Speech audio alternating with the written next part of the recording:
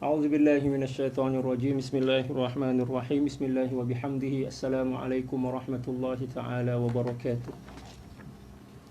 Alhamdulillah wassalatu wassalamu ala asyrafil anbiya'i wal mursalin sayyidina Muhammad wa ala alihi wa sahbihi ajma'in. Allahumma ighfir li ummati sayyidina Muhammadin sallallahu alaihi wasallam wa aslih ummata sayyidina Muhammadin sallallahu alaihi wasallam wa farrij an ummati sayyidina Muhammadin sallallahu alaihi wasallam. Warham ummata sayyidina Muhammadin sallallahu alaihi wasallam wa alif baina qulubi ummati sayyidina Muhammadin sallallahu alaihi wasallam lima tuhibbu wa tardah waftah lana futuhal arifin bik bihaqqi sayyidina Muhammadin sallallahu alaihi wasallam. Subhanaka la ilma lana illa ma 'allamtana innaka antal alimul hakim wa la hawla wa la quwwata illa billahil aliyyil azim. Rabbi shrah li sadri wa yassir li amri wahlul 'uqdatam min lisani yafqahu qawli. Sallallahu ala sayyidina Muhammad wa ala alihi wa sahbihi wa sallam. Alhamdulillahi rabbil alamin. Alhamdulillah, puji syukur kehadirat Allah Subhanahu wa taala. Salawat dan salam semoga senantiasa tercurah dan terbingkis kepada baginda Rasulullah sallallahu alaihi wasallam. Demikian juga keluarga baginda dan para sahabat serta orang-orang yang senantiasa mengikuti jejak langkah beliau. Wassalawatullahi wassalamuhu alaika sayyidi ya Rasulullah. Para sahabat sekalian, selamat berjumpa kembali dalam kajian tasawuf dari kitab. Ada dua kitab. Yang pertama adalah Mi'rajut Tasyawuf ila Haqa'iqit Tasawuf, karangan Sayyidil Imam Ahmad Ibnu Ajibah radhiyallahu taala anhu wa ardhah. Demikian juga kitab yang kedua ialah kitab Haqa'iq Anit Tasawuf, karangan Sayyidil Imam Syekh Abdul Qadir Isa Al-Halabi radhiyallahu taala anhu wa anil jami'. Namun sebelum kita memulai kajian kita pada sore yang penuh berkah ini, kita akan mendahului pertemuan kita dengan membaca salawat ke atas baginda Rasulullah sallallahu alaihi wasallam.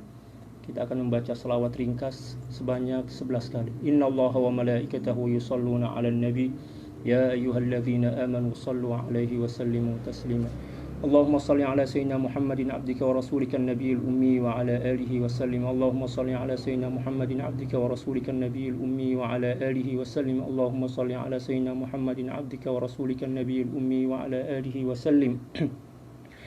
Allahumma salli ala sayyidina Muhammadin 'abdika wa rasulika an-nabiyil ummi wa 'ala alihi wa sallim. Allahumma salli ala sayyidina Muhammadin 'abdika wa rasulika an-nabiyil ummi wa 'ala alihi wa sallim. Allahumma salli ala sayyidina Muhammadin 'abdika wa rasulika an-nabiyil ummi wa 'ala alihi wa sallim. Allahumma salli ala sayyidina Muhammadin 'abdika wa rasulika an-nabiyil ummi wa 'ala alihi wa sallim. Allahumma salli ala sayyidina Muhammadin 'abdika wa rasulika an-nabiyil ummi wa 'ala alihi wa sallim.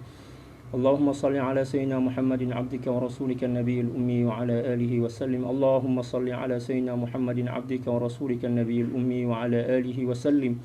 Allahumma salli ala sayyidina Muhammadin 'abdika wa rasulika an-nabiyil ummi wa 'ala alihi wa sallim 'adada ma wasi'ahu ilmullah. Dan seterusnya kita akan memulai. Yang pertama adalah kajian dari kitab Mi'rajut Tasyawuf ila Haqa'iqit Tasawuf, yang mana pada hari ini kita telah pun sampai kepada istilah yang ke-47 pada muka surat 45. Bagi para sahabat yang telah download kitab ini di link yang telah saya kirim atau saya telah hantar di di Facebook tuh, boleh bukalah muka surat 45 yang menjelaskan tentang al-faqr, fakir. Ya, perlu kita ketahui bahwa istilah fakir dalam ilmu tasawuf berbeza dengan istilah fakir yang selalu kita dengar daripada orang awam. Kalau dalam istilah keseharian kita, fakir itu maknanya orang yang tak ada duit kan, orang yang tak ada simpanan, orang yang mungkin dia tidak memiliki sesuatu yang boleh mencukupi kehidupannya. Itu dalam pandangan atau dalam pengertian orang awam. Adapun istilah fakir atau seseorang yang perlu kepada Allah dalam istilah tasawuf adalah seorang yang telah berjaya membuang dunia dari genggamannya. Demikian juga membuang dunia dari hatinya. Barulah seseorang itu dianggap sebagai seorang yang fakir kepada Allah Subhanahu wa taala setelah dia mampu dan berjaya membuang seluruh apapun yang menjadi penghalang hatinya untuk boleh senantiasa bergantung dan berharap kepada Allah Subhanahu wa taala. Oleh sebab itu, untuk memahami istilah fakir atau al-faqr, ya, mengikut istilah para ulama tasawuf, maka kita akan baca daripada penerangan dan penjelasan Sidi Syekh Al-Imam Ibni Ajibah radhiyallahu taala an dalam kitab ini. Qala radhiyallahu taala anhu wa nafa'ana Allahu bi'ulumihi wa ulumi syuyukhihi wa syuyukhina wa jami'i awliya'illahi salihin fid dharain. Allahumma amin. Moga-moga clear ya suara. Clear tak suara ini? Bismillahirrahmanirrahim. Al-faqru wa huwa nafdul yadi minad dunya wa siyanatul qalbi min izhari syakwa. Wa na'tul faqiri as-sadiqi thalathatu asya. Siyanatu faqrihi wa hifdhu sirrihi wa iqamatu dinihi. Wa qala Ja'far al-Khuldi radhiyallahu ta'ala an, khadamtu 600 shaykhin fama wajadtu man shafa qalbi min arba'i masaila hatta ra'aytu Rasulullah sallallahu alaihi wasallam fil naum faqala li is'al an masailika faqultu ya Rasulullah sallallahu alaihi wasallam mal aqlu faqala adnaha tarku dunya wa a'laha tarku tafakkuri fi dhatillah faqultu wa ma at-tauhid faqala kullu man ata bihi al-wahmu aw jalahu al-fahmu fa rabbuna azza wa jal mukhalifun lidhalik faqultu wa ma at-tasawwuf faqala sallallahu alaihi wasallam tarku ad-da'awi wa kitmanul ma'ani faqultu wa ma al-faqru faqala huwa sirrun min asrarillah yudi'uhu fi man yasha'u min ibadi faman katamahu fahuwa min ahli wa zadahu Allahu minhu wa man baha bihi nafahu Allahu an.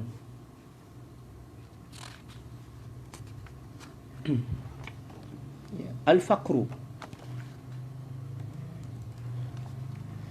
wa huwa nafdul al-yadi minad dunya. Fakir itu adalah kemampuan seseorang membuang dunia dari genggaman atau membuang ketamakan terhadap dunia dari genggaman dan menjaga hatinya dari berkeluh kesah. Apabila seseorang telah mampu membuang atau tidak tertarik kepada dunia, walaupun mungkin dunia itu masih lagi ada dalam genggamannya, akan tetapi tidak mencuri perhatiannya. Kalau seandainya dunia itu mencuri perhatiannya, maka satu di antara syarat seseorang bisa mendapat gelar al-fakir, dia harus membuang dunia itu. Seperti yang telah dilakukan oleh Sayyidil Imam Abdul Wahhab Asy-Sya'rani radhiyallahu taala an, ketika beliau sedang digoncang oleh keresahan. Demikian juga beliau sedang terusik oleh suatu perasaan hampa dalam jiwa beliau. Ada kekosongan dalam hati beliau sehingga menyebabkan beliau tidak tenang. Mohon maaf ya para sahabat, saya campur-campur bahasa antara bahasa Melayu dan bahasa Indonesia. Setiap hari beliau melaksanakan tugas beliau sebagai seorang guru, sebagai seorang ulama, akan tetapi dalam diam beliau masih tergoncang oleh rasa sepi dalam hati beliau. Ada satu ruang yang seolah-olah hampa dan kosong. Lalu kemudian beliau membaca kitab-kitab tasawuf, demikian juga berdoa kepada Allah Subhanahu wa taala, dan pada akhirnya beliau berkesimpulan bahwa beliau harus mencari seorang dokter yang bisa menjelaskan dan menerangkan kepada beliau tentang apa yang sedang terjadi pada diri beliau, dan juga bisa memberikan resep obat yang mampu menghilangkan keresahan dan kegundahan dalam jiwa beliau. Sehingga beliau mendapatkan petunjuk dari Allah Subhanahu wa taala untuk bertemu dengan seorang guru yang pada zahirnya kelihatannya biasa-biasa saja. Beliau adalah Sayyidi Syekh Ali Al-Khawas radhiyallahu taala an, yaitu seorang wali besar pada saat itu, seorang guru besar. Pekerjaan beliau adalah sebagai seorang peniaga, pedagang lah. Beliau mempunyai toko kecil yang menjual keperluan-keperluan atau kebutuhan-kebutuhan dasar, ya sembako lah istilah kita, tapi dalam jumlah yang terbatas. Nah, ketika Al-Imam Sya'rani radhiyallahu taala an telah memastikan bahwa orang yang ada di hadapannya inilah yang telah ditunjukkan oleh Allah Subhanahu wa taala sebagai guru beliau, maka beliau datang bersimpuh dan memohon maaf kepada Sayyidi Syekh Ali Al-Khawas dan meminta agar beliau mengangkat Al-Imam Sya'rani sebagai seorang murid. Ya, setelah meminta maaf, demikian juga mengakui tentang kekurangan-kekurangan dan kelemahannya di hadapan Al-Imam Sayyidi Ali Al-Khawas dengan penuh adab dan penuh kerendahan hati. Tapi ternyata Sayyidi Al-Imam Ali Al-Khawas tidak serta-merta menerima beliau sebagai seorang murid. Ya, kata Sayyidi Ali Al-Khawas, saya ini orang biasa, kamu mungkin salah alamat. Ya, kamu kan seorang imam. Pada saat itu Al-Imam Sya'rani radhiyallahu taala an dikenal sebagai seorang pemuka para ulama. Demikian juga dijadikan sebagai referensi para ulama pada saat itu. Ya. Dan juga menjadi pasak ya para ulama lah. Ya. Kata beliau, kamu kan seorang ulama, nggak mungkin kamu datang berguru kepada saya. Kamu tahu saya ini siapa? Dan kita ketahui dalam sejarah bahwa Sayyidi Ali Al-Khawas adalah seorang yang kedua mata zahirnya buta, walaupun hati beliau lebih terang melihat dibandingkan hati dan mata zahir kita.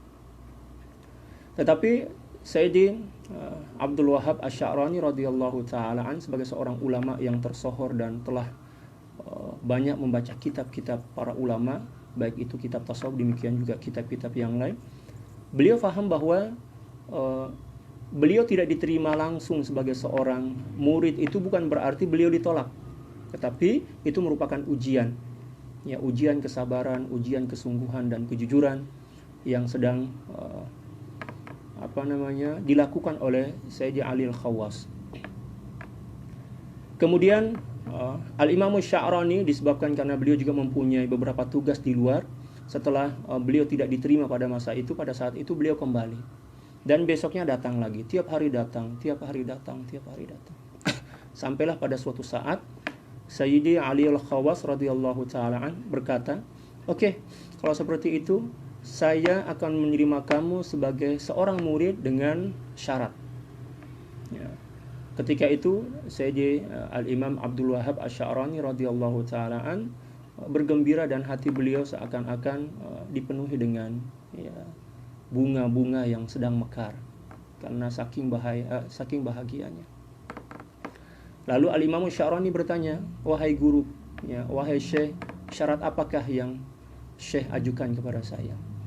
Kata beliau, syaratnya gampang aja. Ya.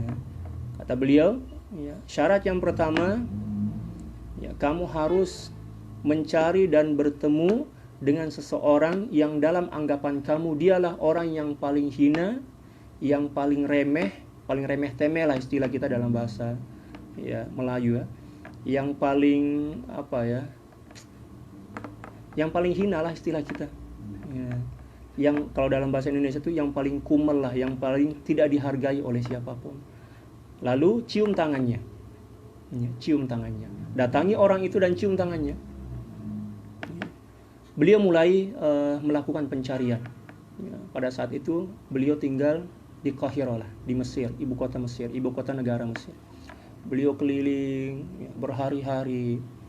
Apabila beliau bertemu dengan seorang pengemis dan beliau menyangka bahwa pengemis inilah yang merupakan orang yang paling hina, orang yang paling rendah, orang yang paling kumel lah, orang yang paling tidak berharga, beliau datang dan ingin mencium tangan si pengemis itu. Sebelum mencium tangan si pengemis itu, tiba-tiba saja mata beliau tertuju dan melihat seseorang yang kelihatannya lebih kumel, lebih hina, lebih rendah, lebih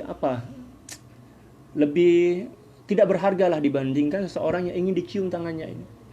tidak jadi dia cium tangan orang fakir itu, miskin, orang pengemis itu. Kemudian beliau datang pada orang yang kedua. Ya, ketika beliau sampai di hadapan orang yang kedua, beliau meminta agar diberikan izin untuk mencium tangannya. Tetapi lagi-lagi ya, sebelum tangan itu sempat dicium oleh Al-Imam Sya'rani, tiba-tiba saja mata beliau tertuju kepada seorang yang kelihatannya lebih hina, lebih sama dengan tadi, ya, lebih hina, lebih rendah, lebih tidak berharga. Demikian juga selanjutnya. Sehingga keadaan itu berulang dan berulang, senantiasa berulang, sampailah pada akhirnya setelah beberapa minggu beliau berpikir, wah, bagaimana nih? Kayaknya saya tidak akan pernah ketemu dan menjumpai seseorang seperti apa yang diceritakan oleh guruku. Ya, lalu beliau datang mengadu kepada guru beliau. Ya Syekh, mohon maaf, saya sudah keliling-keliling di Qahirah, ya, di kawasan Qahirah ini. Saya mencari orang seperti yang Syekh telah katakan beberapa hari yang lalu untuk mencium tangannya. Akan tetapi saya tidak pernah menjumpainya. Setiap saya berjumpa dengan seorang yang menurut saya pada awalnya dialah seorang yang paling hina, yang paling rendah, paling tidak berharga, sebelum saya cium tangannya, ya, tiba-tiba mata saya tertuju kepada orang yang lebih rendah, lebih hina dibandingkan orang yang ada di hadapan saya. Dan itu terjadi berulang kali. Kata Al-Imam Sayyid Syekh Ali Al-Khawas radhiyallahu taala anhu wa ardahu, kata beliau, kamu cari lagi, coba lagi, jangan putus asa, teruskan, pasti kamu akan ketemu, kamu akan berjumpa dengan orang itu. Karena beliau hormat dan beliau patuh kepada gurunya tanpa banyak alasan, beliau lakukan. Cari lagi, berminggu-minggu, berbulan-bulan, ternyata nggak ketemu. Ya. Pada akhirnya beliau menyimpulkan bahwa, ya, saya tidak akan pernah mampu untuk ketemu dengan orang tersebut kecuali mendapatkan petunjuk dari guruku. Kemudian beliau kembali menjumpai guru beliau dan menceritakan apa yang terjadi. Kata Al-Imam Sayyidi Ali Al-Khawas radhiyallahu taala, kata beliau, kamu tidak akan pernah ketemu dengan orang yang saya maksud. Ya. Karena orang itu ada di hadapan saya. Al-Imam Sya'rani tiba-tiba saja terkejut, kaget. Kok ada di hadapan Syekh? Ya, beliau melihat ke samping, kanan, kiri, belakang. Ternyata nggak ada seorang pun kecuali Al-Imam Sya'rani pada saat itu di hadapan Sayyidi Al-Imam Ali Al-Khawas. Ya. Kata Al-Imam Sya'rani, siapa yang Tuan Guru maksud? Kata beliau, orang yang ada di hadapan saya. Beliau pun semakin bingung, maksudnya apa? Ya. Kata beliau, orang itu adalah kamu. Allahu Akbar. Seketika itu juga, ya, Al-Imam Sya'rani bagaikan orang yang disambar petir, ya, yang disambar oleh petir, ya, tersungkur, jatuh dan begitu malu, ya, di hadapan guru beliau sebelum beliau diangkat sebagai murid, gitu, di hadapan Sayyidi Ali Al-Khawas. Ya. Allah. Lalu Sayyidi Ali Al-Khawas mencoba untuk menjelaskan, ya, sesuatu yang belum difahami oleh Al-Imam Sya'rani. Kata beliau, ya, ketika kamu berusaha atau mencoba untuk mencari seseorang yang lebih hina, ya, dibandingkan kamu, atau seorang yang paling hina di dunia ini, dan kamu mencarinya, atau kamu menganggap bahwa ada seorang yang lebih hina, ya, selain diri kamu di dunia ini, maka hakikatnya kamulah orang yang paling hina, yang paling remeh, yang paling tidak berharga. Ya, kamulah orangnya yang saya maksud. Jazakallahu khairal jaza. Ya, kopi. Ya, syukron Sidi Zaki. Ya, kamulah yang saya maksud. Ya Allah, begitu malunya Al-Imam Sya'rani. Ya, beliau menangis, ya, menyesal. Dan pada saat itulah beliau baru sadar betapa bodoh dan betapa hinanya beliau, ya, di hadapan guru. Ya, setelah itu beliau memohon maaf, meminta ampun. Lalu kata Al-Imam Sayyidi Ali Al-Khawas, ciumlah tanganmu sendiri, ya, karena engkaulah yang aku maksud. Ketika engkau menganggap ada orang yang lebih hina dibandingkan kamu, hakikatnya kamulah orang yang paling hina. Ketika kamu menganggap ada orang yang paling remeh, yang paling tidak berharga selain kamu, hakikatnya kamulah orang yang paling tidak berharga dibandingkan orang lain. Itulah satu di antara ilmu sebagai pembuka, ya dari seorang wali kepada muridnya yang Masya Allah, ya, walaupun pelajaran itu sangat singkat, akan tetapi ternyata pelajaran pertama itulah yang telah mampu meluluh lantakkan, menghancurkan rasa sombong dan rasa ego yang ada dalam hati Al-Imam Sya'rani pada saat itu. Beliau menangis, beliau menyesal, dan di dalam hati beliau sangat bersyukur dan semakin yakin bahwa Al-Imam Sayyidi Ali Al-Khawas yang ada di hadapan beliau inilah yang kelak mampu mengobati kegundahan dan keresahan dalam jiwa beliau, dan beliaulah yang akan membimbing beliau, mendampingi beliau untuk boleh sampai kepada pemahaman yang lebih mendalam tentang hakikat. Nah, setelah syarat pertama selesai, Al-Imam Sya'rani bersyukur dan ya berterima kasih kepada gurunya. Ya, kemudian Sayyidi Ali Al-Khawas mengatakan, tapi ingat, kamu jangan lupa bahwa masih ada satu syarat lagi yang harus kamu tunaikan apabila kamu ingin menjadi murid. Al-Imam Sya'rani berkata, ya, syarat apakah itu ya guru? Ya Syekh, kata beliau, ya, ada dua pilihan. Ya, kamu kan banyak kitab. Pada saat itu Al-Imam Sya'rani telah menjadi seorang pengarang yang produktif. Ya, banyak sekali, sangatlah kitab-kitab yang beliau telah karang. Demikian juga beliau banyak mengumpulkan atau menghimpun kitab-kitab para ulama. Ya. Dan perlu kita ketahui, di zaman itu seseorang yang paling kaya dianggap sebagai orang yang paling kaya adalah bukan orang yang banyak duitnya, akan tetapi orang yang paling banyak kitabnya, karena pada saat itu belum ada percetakan menggunakan menggunakan mesin cetak seperti yang ada pada saat ini. Kalau sekarang kan kitab murah. Kalau zaman dahulu, seperti yang telah dijelaskan oleh salah seorang guru kami, Maulana Syekh Dr. Yusri Hafizahullah wa ala Syekhina radhiyallahu ta'ala anhu wa radahu. Kata beliau, 50-60 tahun yang lalu, untuk mendapatkan kitab Syarah Bukhari, ya, yang dikarang oleh Sayyidil Imam, ya, Ahmad Ibnu Hajar Al-Asqalani, ya, kan lebih 20 juz kalau nggak salah, 20 jilid lah, tergantung tebalnya lah. Kata beliau, kita harus, ya, berkorban, menjual, ya, tanah warisan agar boleh mendapatkan kitab itu, karena untuk mendapatkan kitab itu pada masa itu belum ada cetakan kan, belum ada mesin cetak, ditulis tangan. Ya, sekarang kita pesan, kita order, ya, mungkin 2 atau 3 tahun baru selesai. Ya, karena masih menggunakan tulisan tangan, menggunakan pena lah. Dan harus antri atau beratur kan.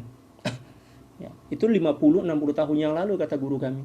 Apatah lagi di zaman Al-Imam Sya'rani, harus menunggu lama dan harus banyak duit untuk boleh mendapatkan satu nuskha atau satu naskah dari setiap kitab yang diinginkan. Dan Al-Imam Sya'rani pada saat itu telah menjadi seorang pengarang yang produktif dan diakui, ya, diiktiraf oleh para ulama di zaman itu. Kata Sayyidil Imam Ali Al-Khawas, wahai Sya'rani, ya, ada 2 pilihan, ya, yang boleh yang aku bagi kepada kamu. Yang pertama, seluruh kitab, ya, sama ada kitab yang kamu miliki dari kitab karangan para ulama ataupun kitab yang kamu karang sendiri, ya, kamu buang di Sungai Nil, ataupun, ya, pilihan yang kedua, kamu jual seluruh kitab itu dan serahkan hak kepemilikan, ya, kitab itu kepada orang lain dan duitnya serahkan kepada saya. Oh, ini luar biasa, sangat berat. Jangan kamu tinggalkan dan sisakan, jangan berbaki walaupun satu kitab, kata Sayyidi Al-Imam Ali Al-Khawas. Kalau kita misalkan seorang guru bagi syarat macam itu untuk menjadi seorang murid, mungkin kita tidak akan pernah datang kembali, ya, berjumpa dengan guru itu, kita akan lari. Ini bukan guru lah mungkin kata kita kan. Tapi Al-Imam Sya'rani yang begitu luar biasa, telah nampak tanda-tanda yang beliau ini akan menjadi seorang imam, seorang wali besar. Beliau dengan sukarela, dengan rasa, dengan redha, dengan syukur, beliau mengatakan, saya akan memilih satu di antara 2 pilihan ini, ya, yaitu menjual seluruh kitab-kitab saya, sama ada kitab karangan para ulama yang saya miliki yang jumlah dia banyak dan mahal itu. Demikian juga saya akan jual seluruh karangan-karangan saya dan saya akan serahkan hak cipta dan kepemilikan itu kepada orang lain. Setelah itu beliau minta izin kepada guru, ya, kepada Syekh, Sayyidi Ali Al-Khawas datang ke rumah, pulang ke rumah, dan beliau ambil semua kitab-kitab beliau jual.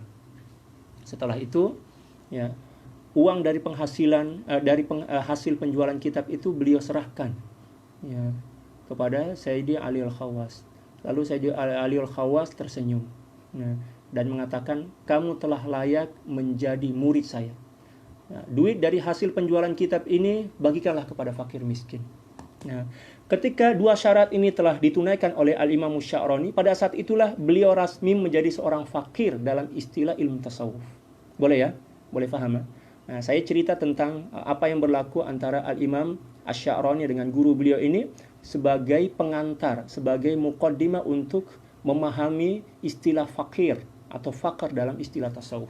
Yang sangat berbeda dengan makna yang selalu kita pahami. Yang setakat ini kita pahami bahwa seorang fakir itu adalah seorang yang tak ada duit, seorang yang tak ada makan, tak ada minum mungkin, ya, atau kekurangan makanan dan minuman. Tetapi dalam istilah tasawuf bukan macam itu. Ya. Dari mana kita boleh paham? Ya, daripada ta'rif yang beliau jelaskan dalam kitab ini. Beliau mengatakan, fakir ialah membuang ketamakan dunia, ya, dari genggaman dan menjaga hati daripada keluh kesah. Ya, macam itu.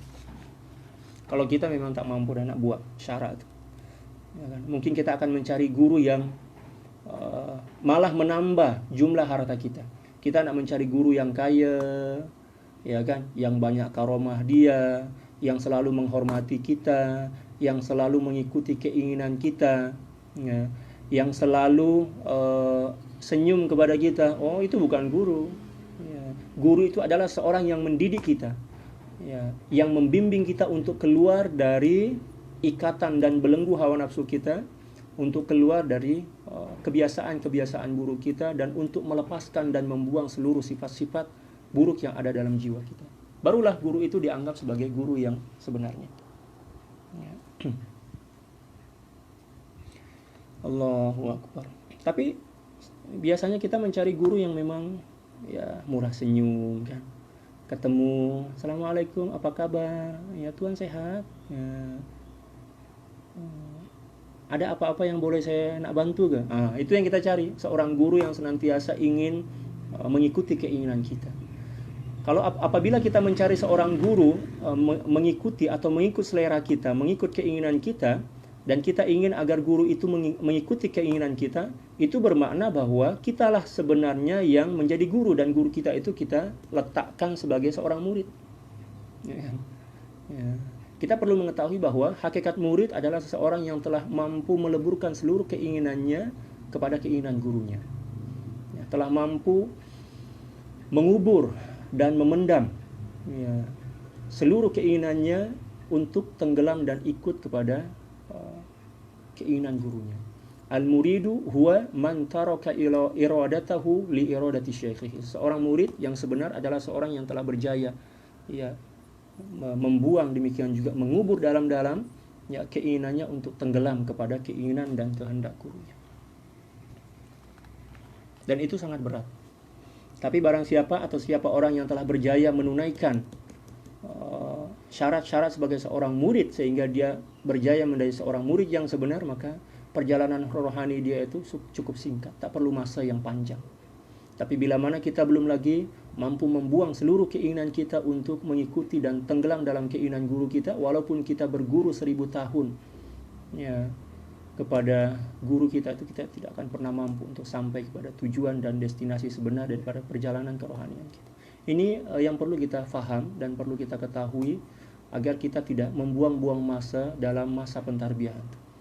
Ya, kita kena tetapkan dulu yang kita ingin sampai kepada tujuan yang sebenar. Kita kena faham apa yang kita inginkan, apa yang menjadi tujuan kita, demikian juga macam mana cara apa yang boleh menghantarkan kita untuk boleh sampai kepada tujuan itu. Setelah itu barulah kita menunaikan seluruh syarat-syarat dan rukun yang menyebabkan kita boleh sampai kepada tujuan dalam masa yang ringkas, dalam masa yang singkat. Satu di antara syarat dia adalah menjadi murid dengan sebenar-benar. Ya. Seterusnya kata beliau,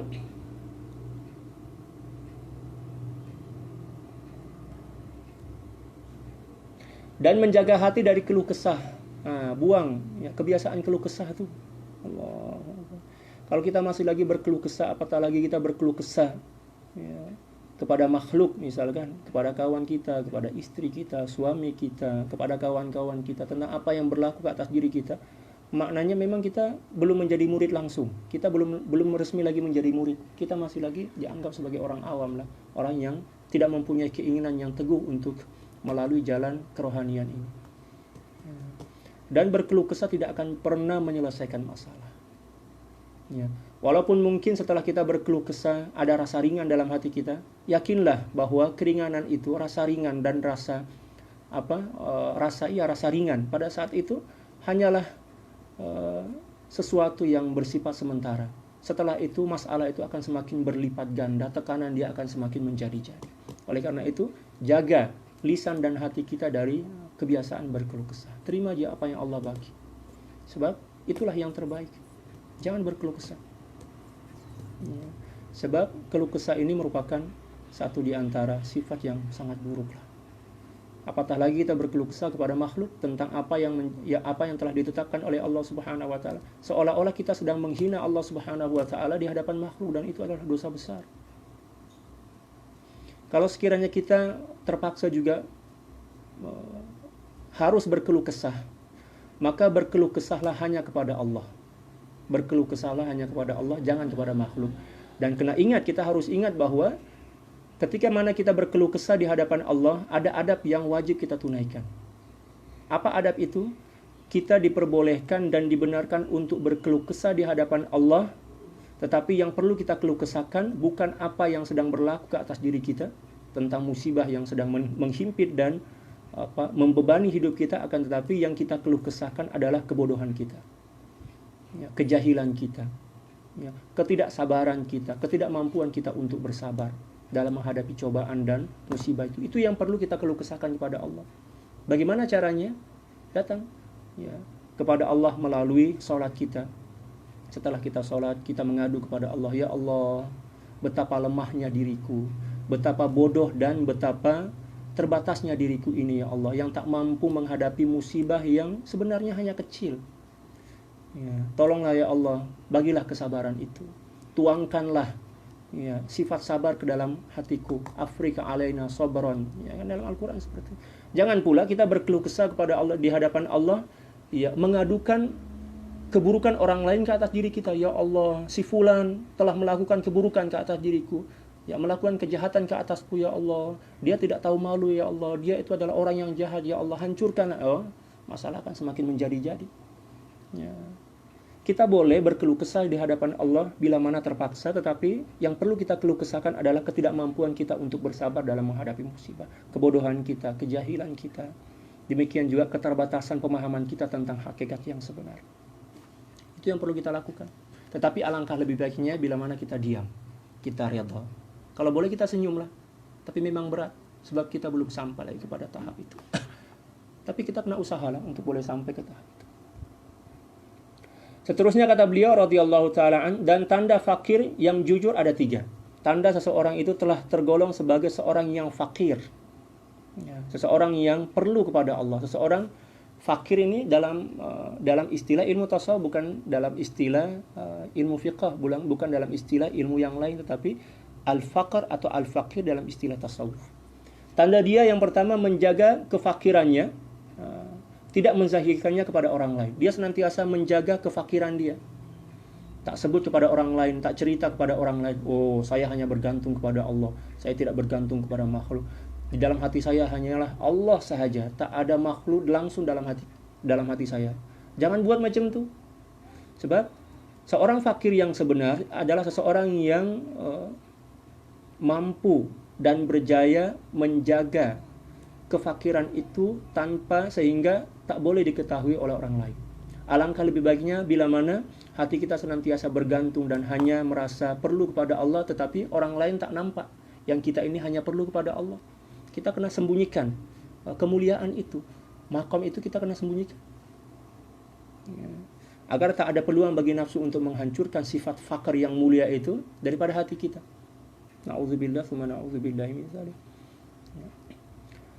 Tanda yang kedua kata beliau radhiyallahu ta'ala an, menjaga hati dari berkeluh kesah. Dan tanda yang ketiga adalah menjaga agama, menunaikan perintah-perintah agama dengan baik dan sempurna, serta menjaga adab-adab kehambaan kita kepada Allah. Tiga tanda inilah yang menjadi ciri-ciri kepada seorang yang sebenar-benar dalam hati dia telah melekat sifat fakar kepada Allah Subhanahu wa taala. Dan telah rasmi dikira sebagai seorang yang telah memulakan perjalanan kerohanian kepada Allah Subhanahu wa taala, menuju kepada Allah Subhanahu wa taala. Sayyidi Ja'far Al-Khuldi radhiyallahu taala pernah berkata, aku telah menjadi khadam. Kalau dalam bahasa Indonesia, khadim, menjadi pembantulah kepada 600 orang syekh. Kita baru berapa orang? Tak ada lagi kan. Ini menjadi khadam. Allahu akbar. Menjadi khadam dalam bahasa Melayu. Kepada 600 orang syekh. Luar biasa, 600 orang syekh menjadi guru dia. Kita dah berapa orang dah yang kita berkhidmat kepada dia? Tak ada lagi. Beliau ini luar biasa. Patutlah beliau diangkat derajatnya oleh Allah Subhanahu wa taala menjadi seorang imam. Imam Ja'far Al-Khuldi radhiyallahu taala. Beliau mengatakan, saya telah berkhidmat, telah berguru, ya, bersuhbah kepada lebih daripada 600 orang syekh. Allah. Dan aku belum lagi berjumpa dengan seorang yang mampu mengobati hatiku dari 4 penyakit.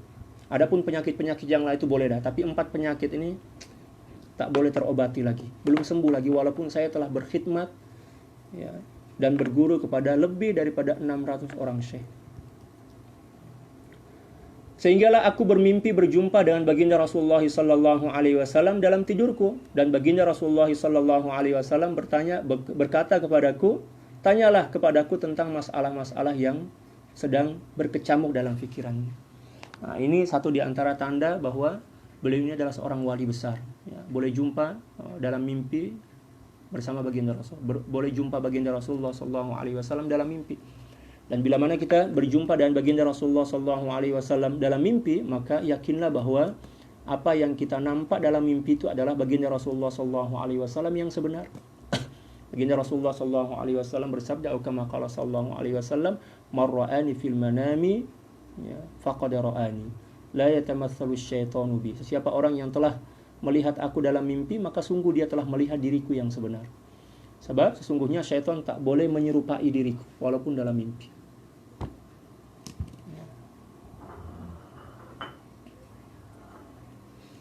Dan ada juga segolongan orang-orang mulia, ya, orang-orang yang mempunyai kedudukan mulia di sisi Allah Subhanahu wa taala, yang mampu melihat baginda Rasulullah sallallahu alaihi wasallam dalam keadaan terjagalah, dalam keadaan melek kalau dalam bahasa Indonesia. Dalam keadaan terjaga, bukan dalam keadaan tidur. Mereka adalah golongan wali-wali besar, wali-wali kutub lah. Dan hadis dia banyak lah, tapi manusia akhir zaman ini mengingkari dan menafikan perkara itu. Malah mereka mengatakan mustahil bagi kamu, mustahil bagi kita orang awam. Adapun para aulia biasa aja menyaksikan kewujudan baginda Rasulullah sallallahu alaihi wasallam dalam keadaan jaga itu biasa, sebab ada hadis dia. Ya kan, siapa orang yang melihatku dalam mimpi, maka suatu masa nanti dia akan melihatku dalam keadaan terjaga. Maknanya banyak hadis lah. Masalahnya kita ini belum lagi baca dalil, belum lagi membaca hadis-hadis dan ayat-ayat yang menjelaskan tentang suatu perkara. Kita dah gopo-gopo dah, ya, tergesa-gesa menyimpulkan suatu masalah yang kita pun tak faham masalah itu. Allah, kita nih orang biasa. Tak payahlah letak diri kita seolah-olahnya macam ulama besar, macam mufti. Ya, seorang ulama mengeluarkan pendapat, kita pula cakap, oh ini tak sahih, ini tak betul nih. Orang bertanya kepada kita, misal kata orang bertanya kepada kita, apa dalil atau hujjah sehingga Tuhan cakap ini tak betul? Kita pun tak mampu nak terangkan kepada orang lain. Maknanya kita membodoh-bodohi diri kita sendiri lah kan. Ya. Dan ini merupakan satu di antara virus yang lebih berbahaya dibandingkan virus corona. Kalau corona ini berbahaya, tetapi jahil itu lebih berbahaya. Kejahilan itu adalah penyakit yang lebih berbahaya, sebab boleh merosakkan akidah seseorang hamba, boleh merosakkan dirinya sendiri. Para ulama mengatakan al-mar'u adu ma jahil. Seseorang akan senantiasa menjadi musuh abadi kepada kebodohan dia, kejahilan dia. Bila mana kita dah sedar yang kita ni jahil, kita ini bodoh, dalam bahasa Indonesianya botol, bodoh dan tolol, maka kita kena obatilah sifat jahil itu. datang jumpa dengan para ulama. Jangan pula datang jumpa dengan Syekh Google. Syekh Google itu bukan ulama.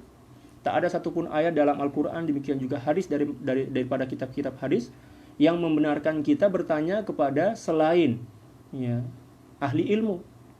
Apatah lagi nak bertanya kepada Syekh Google.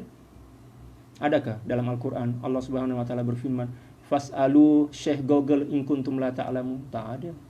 Bertanyalah kepada Syekh Google bila mana kamu tak faham tentang suatu perkara, tak ada.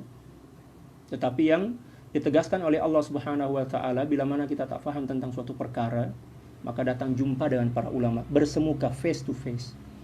Ya, bertalaqqilah. Allah Subhanahu wa taala berfirman, "Fas'alu ahla dzikri in kuntum la ta'lamun."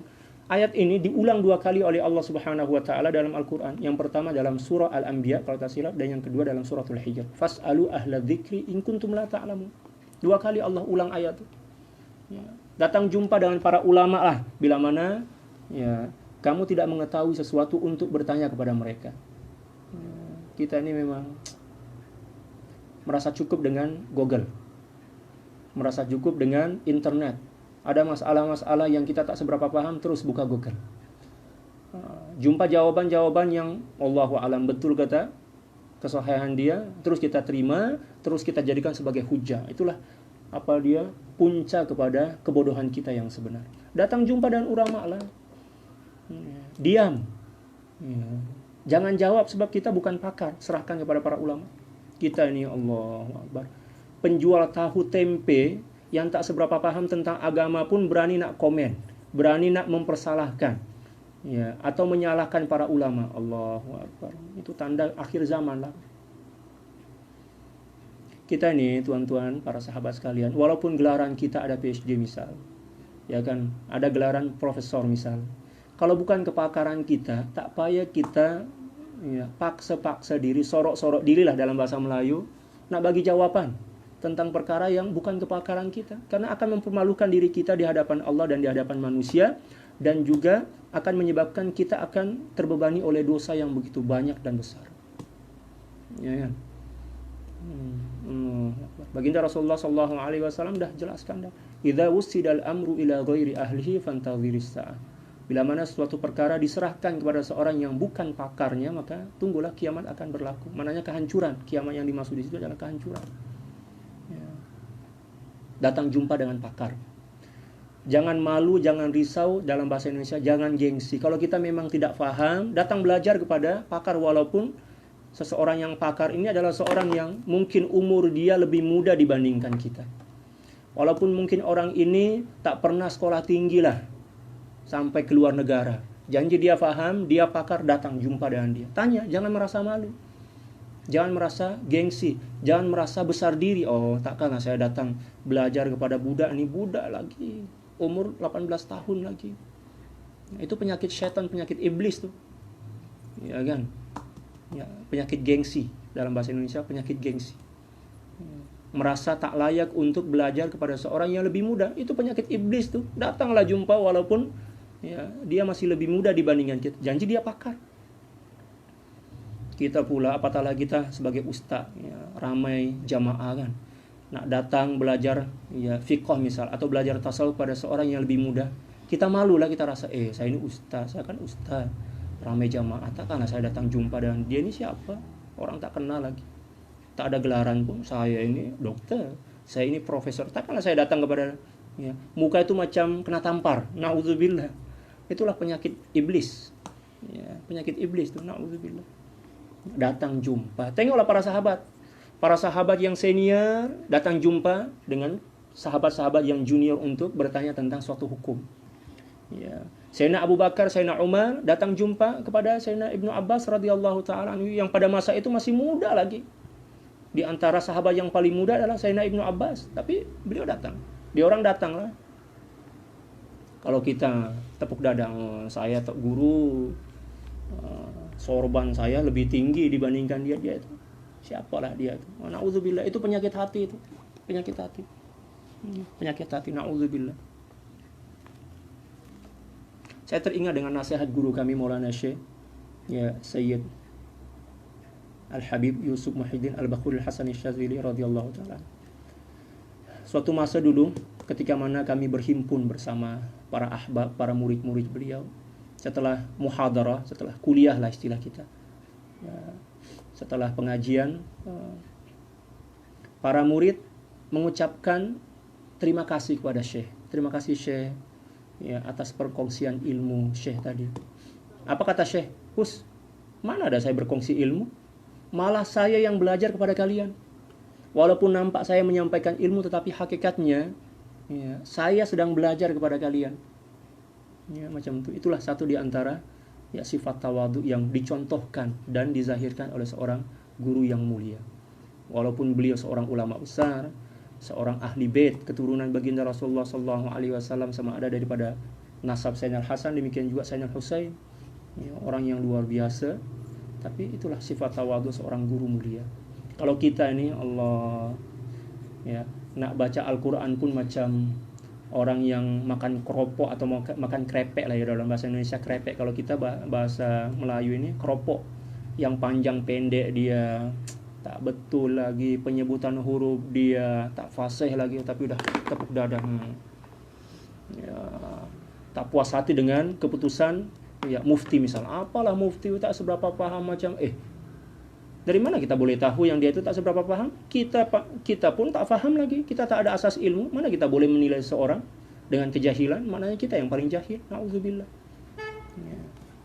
Kita kena faham tuh para sahabat sekalian. Kita kena letak diri kita mengikut kadar kapasiti kita.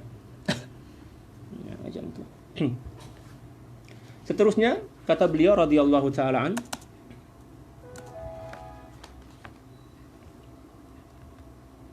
mana tadi?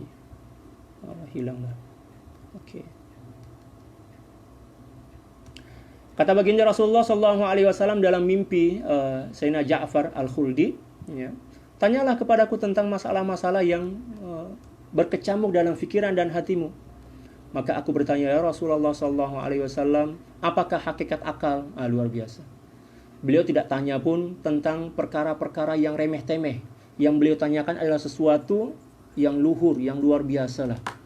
Ya, kalau dalam bahasa Indonesia yang krusial, sesuatu yang penting sangatlah, muhim. Ya. Beliau bertanya, ya Rasulullah, apakah hakikat akal? Maksudnya, hakikat orang berakal itu macam mana? Apa tanda yang seorang itu berakal? Bukan berakal akal di kepala ini, tapi akal budi. Dipanggil akal budi lah.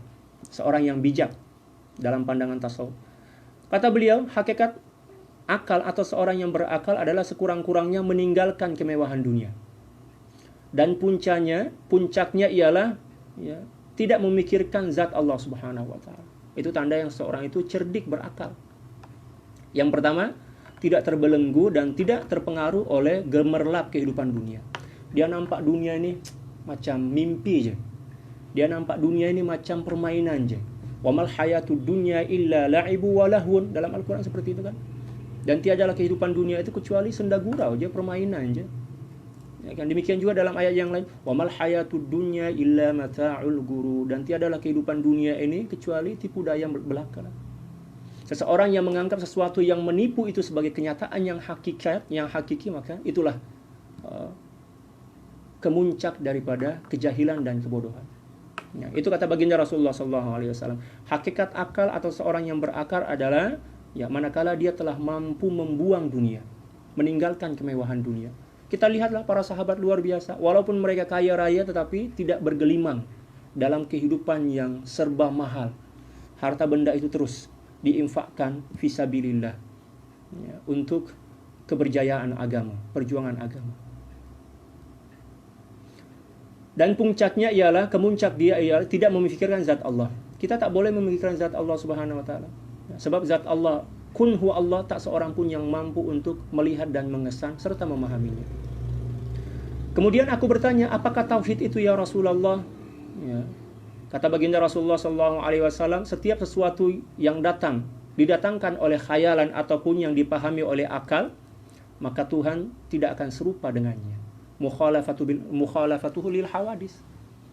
Ya, tidak serupa. Ada bayangan yang dilintaskan oleh syaitan dan hawa nafsu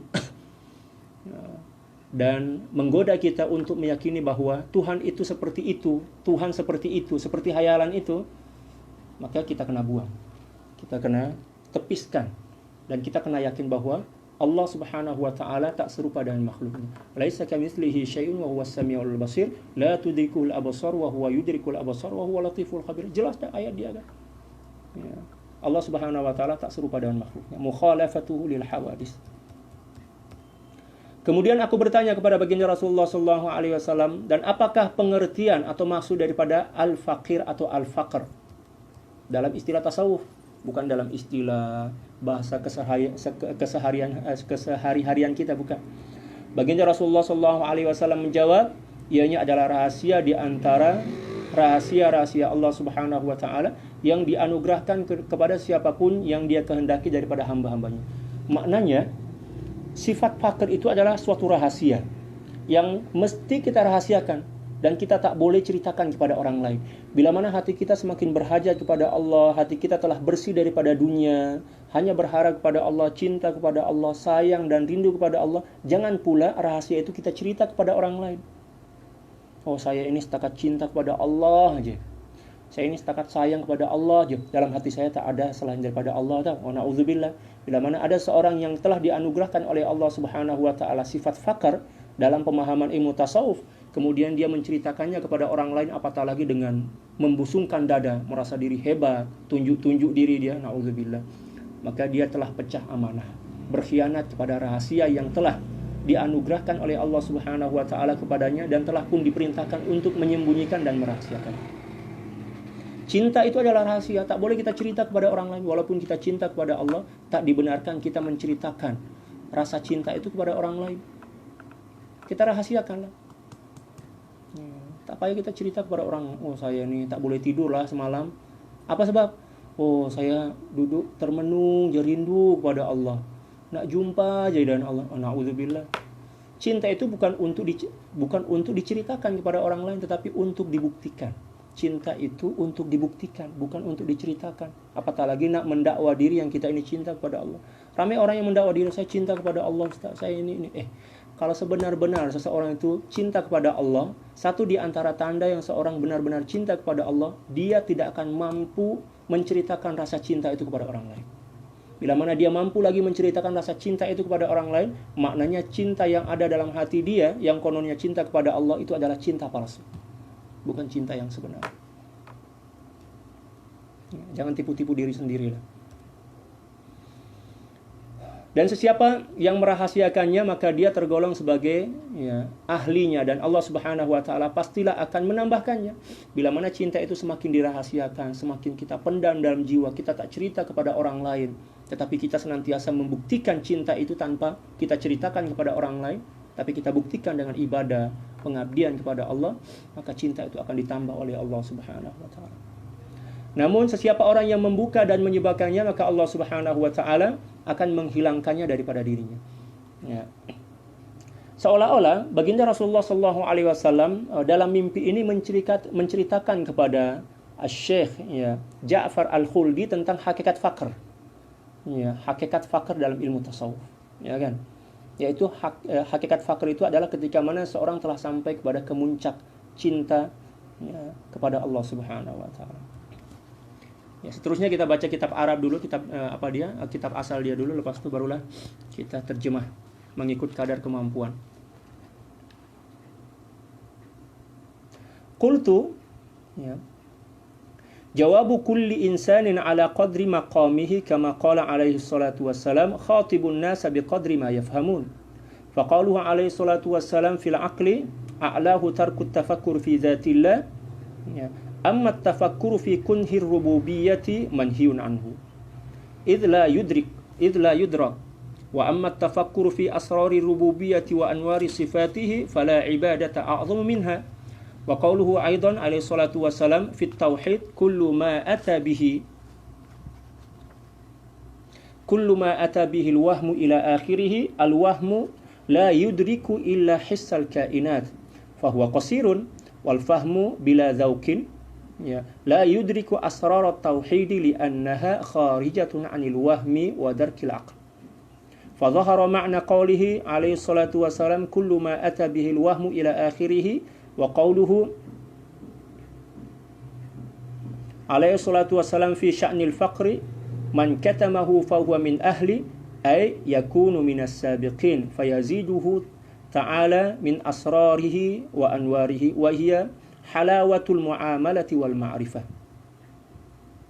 Yuhka an Abi Ali ad-Daqqaq radhiyallahu ta'ala anhu annahu jalasa yawman ma'a ba'di ashabihi fakanat minhu ghaflatun hatta shaka dhiqa halihi falamma tafarraqa ashabuhu nama ba'duhum fahatafa bihi hatifun wa qala billahi ablik aba Abdillah ad-Daqqaq ma aqulu lakum thumma anshad Kul huwa wa yahmilu min zawil aqdaril faqru afdalu min shimatil ahraz. Allah. Ya man shaka lil khalqi fi'lata rabbih hal shakauta tahammul al awzar innal ladhi ulbista min hulalit tamanni law syaa rabbuka kunta anhu ari. Cantik kata ya syair beliau.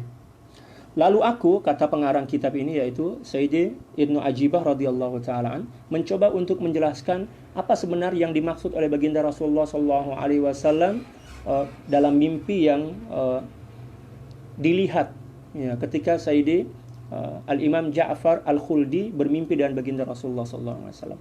Lalu aku, yaitu pengarang kitab Sayyidi Ibnu Ajibah radhiyallahu ta'ala berkata, jawaban bagi setiap orang itu kena sesuai dengan makom dia, tingkat kedudukan kerohanian dia seorang. Kita tak boleh menggunakan bahasa bahasa university bila mana kita sedang berbincang dengan budak tadika. Kita kena gunalah bahasa dia kan, mengikut kadar kefahaman dan kemampuan mereka. Ya, macam itu. Selamat menunaikan ibadah salat maghrib untuk wilayah Indonesia Timur dan sekitarnya. Kalau kami di sini sholat maghribnya itu jam 7 lewat 15 menit kalau nggak salah. Di sana jam 6 lewat 15 menit kalau nggak salah. Ya. Jadi kita harus menyampaikan sesuatu itu mengikut kadar kemampuan seorang yang ada di hadapan kita, audiens kita. Bila mana kita bersemuka dengan budak-budak pelajar university misalkan, pelajar university, kita kena gunalah istilah-istilah university mengikut kadar kemampuan kita dan kefahaman ya audiens kita. Tapi bila mana kita jumpa dengan petani, jumpa dengan nelayan, kita kena menyampaikan dakwah itu mengikut cara dan bahasa yang diorang faham. Nah, baginda Rasulullah sallallahu alaihi wasallam bersabda, kama qala sallallahu alaihi wasallam, khatibun nasa ala qadri uqulihim aturidu ayyukadzdzaba Allah wa rasuluh. Ya. Khitablah, berbincanglah dengan manusia mengikut kadar kemampuan akal mereka. Ya. Adakah engkau ingin agar mereka itu mengingkari Allah dan Rasulullah sallallahu alaihi wasallam bila mana kamu menyampaikan sesuatu tak sesuai dengan kapasiti mereka, kata baginda Rasulullah sallallahu alaihi wasallam. Jadi kita kena pandai-pandailah letak diri kita dan menyampaikan sesuatu mengikut kadar kemampuan orang yang menerima ilmu itu. Allahu akbar.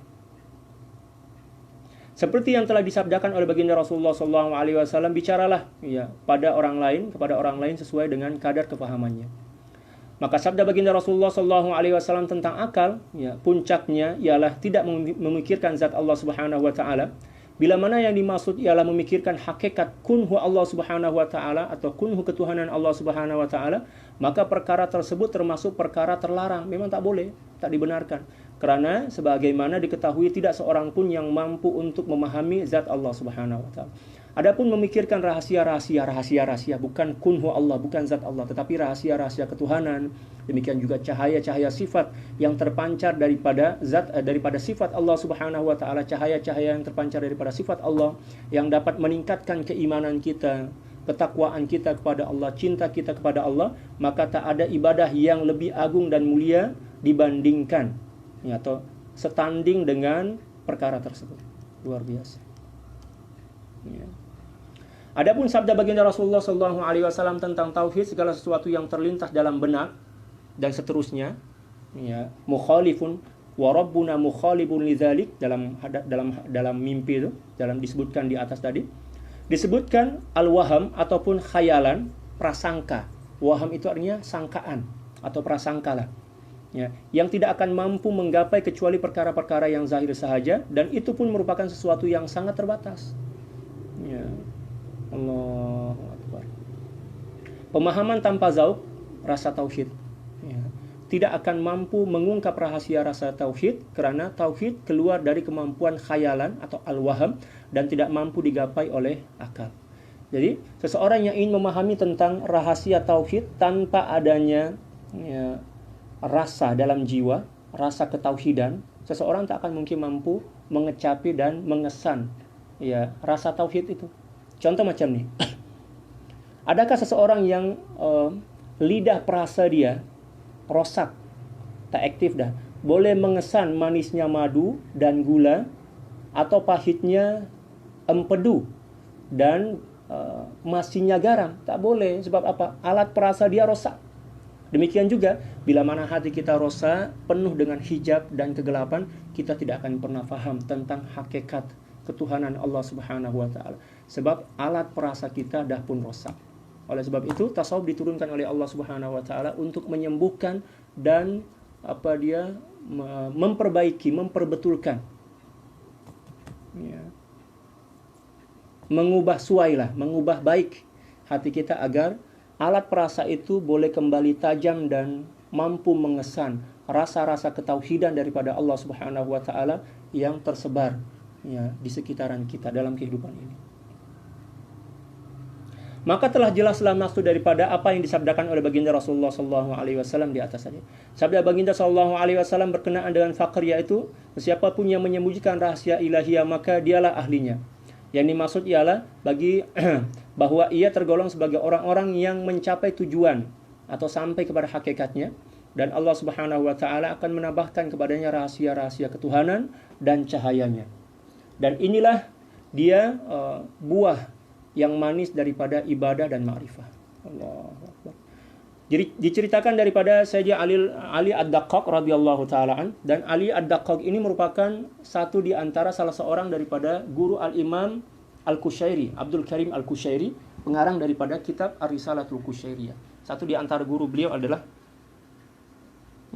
Sayyidina Ali Ad-Daqqaq radhiyallahu taala. Bahwa sesungguhnya suatu hari beliau duduk bersama dengan para sahabat beliau. Sahabat beliau ini dari golongan para ulama, para aulia. Dan pada saat itu beliau sedang dalam keadaan lalai. Biasalah, terkadang kita ini dalam keadaan lalai. Para aulia pun terkadang-kadang lalai juga.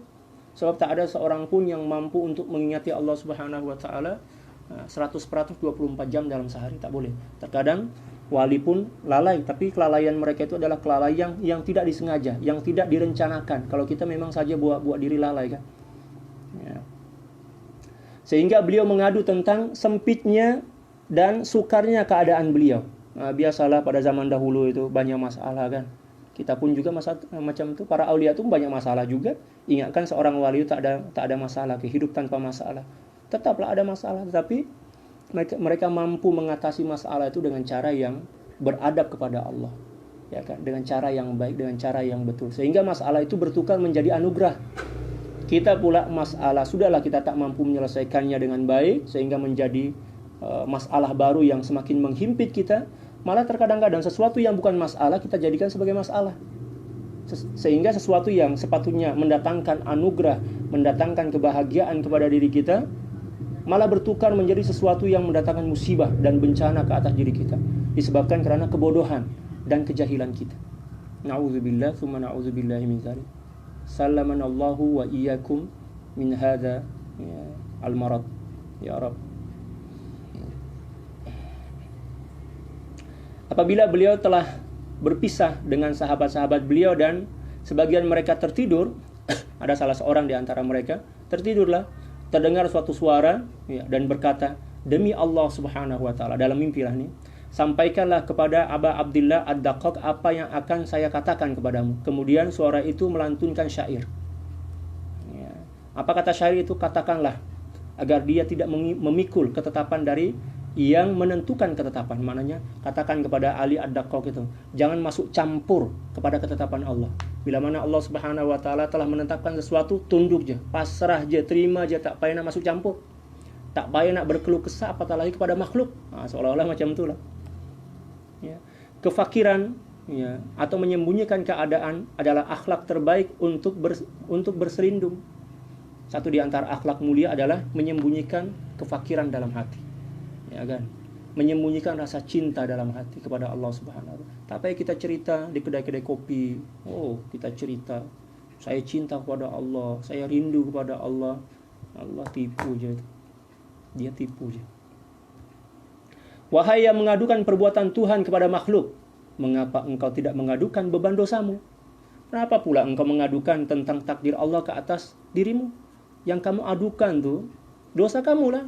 Yang kamu itu banyak dosa, mengaku di hadapan Allah, mengiktiraf diri sebagai seseorang yang penuh dengan dosa, baru betul.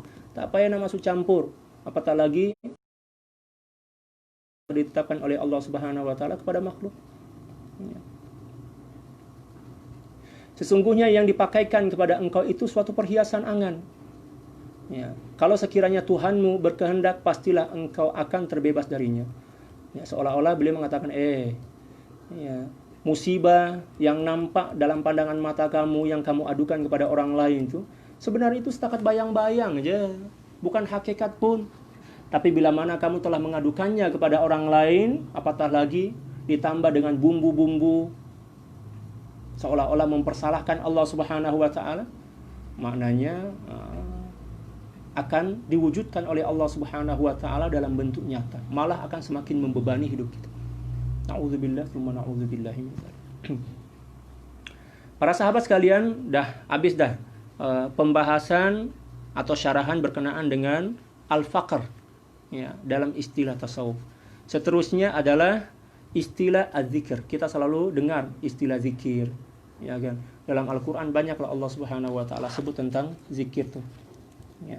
Di antaranya fazkuruni azkurukum washkuruli wala takfurun. Di antaranya juga ya ayyuhalladzina amanu dzkurullaha dzikran katsira wasabbihuhu bukratan wa asila. Demikian juga ayat yang lain. Tapi mungkin cukup sekianlah pembahasan kita tentang kitab Mi'rajut Tasyawuf. Ya, insyaallah selepas Isya nanti kita akan teruskan. Dan para sahabat, saya nasihat, saya cadanglah kalau boleh downloadlah kitab ini, dan link daripada PDF kitab ini dah saya hantar ke Facebook tuh. Download aja, free aja. Ya, insyaallah. Agar bolehlah mengambil manfaat daripada kitab asal. Oke ya, insyaallah. Seterusnya kita akan sambung sebab kita masih ada masa 45 menit lagi sebelum sholat maghrib. Kita akan sambung pengajian kita dengan kitab yang kedua, yaitu kitab Haqa'iq Anit Tasawuf, karangan daripada Sidi Al-Syekh Al-Imam Syekh Abdul Qadir Isa Al-Halabi radhiyallahu ta'ala an, yang merupakan ulama besar daripada Syria dan juga merupakan satu di antara guru kepada guru kami, yaitu Maulana Syekh Yusuf Al-Hasani radhiyallahu ta'ala anhu wa anil jami'. Berkenaan dengan kitab ini saya juga dah hantar link PDF kitab asal ke Facebook tuh kan. Ya, boleh tengoklah kat situ, boleh download lah.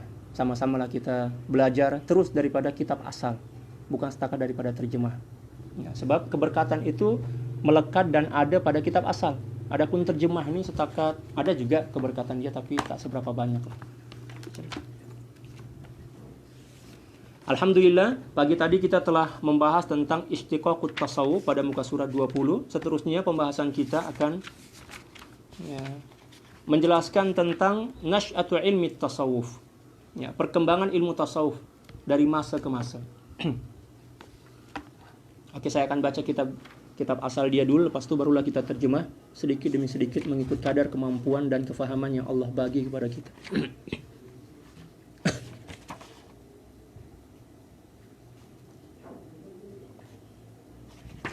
Qala radhiyallahu ta'ala anhu wa nafa'ana Allahu bi'ulumihi wa ulumi syuyukhihi wa syuyukhina wa jami'a awliya'illahi salihin fid dharain. Allahumma amin. Kita akan baca laju sikit ya, sebab maghrib baki dalam 35 minit lah, insyaallah.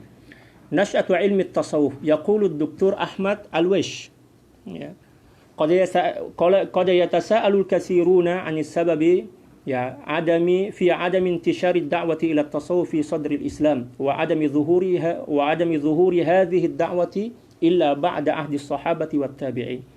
والجواب عن هذا إنه لم تكن من حاجة إليها في العصر الأول، لأن أهل هذا العصر كانوا أهل تقوى وورع وأرباب مجاهدة وإقبال على العبادة بطبيعتهم، وبحكم قرب اتصالهم برسول الله صلى الله عليه وسلم فكانوا يتسابقون ويتبارون في الاقتداء به في ذلك كله فلم يكن ثمة ما يدعو إلى تلقينهم علما يرشدهم إلى أمر هم قائمون به فعلا وإنما مثلهم في ذلك كله كمثل العربي القح يعرف اللغة العربية بالتوارث كابرا عن كابر حتى إنه لا يقرض الشعر البليغ بالسليقة والفطرة دون أن يعرف شيئا من قواعد اللغة والإعراب والنظم والقريض الله أكبر فمثل هذا لا يلزمه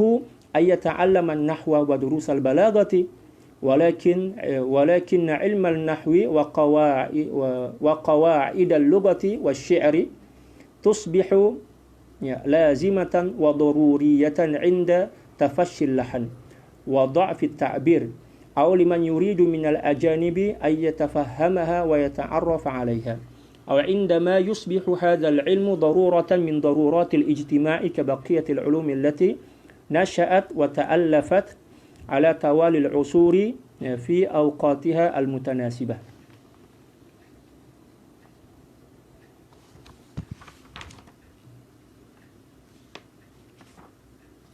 Perkembangan ilmu tasawuf. Dr. Ahmad Alwish, seorang pakar tasawuf, berkata, orang ramai sering selalu bertanya tentang sebab mengapa tidak tersebarnya dakwah terhadap tasawuf pada permulaan Islam. Dan mengapa pula dakwah ini tidak zahir kecuali selepas zaman para sahabat dan tabi'in. Ramai orang yang cakap macam itu kan. Terutamanya orang-orang yang tak boleh terimalah ilmu tasawuf ini. Dia orang cakap bid'ah. Dia orang cakap zaman Rasulullah tak ada pun.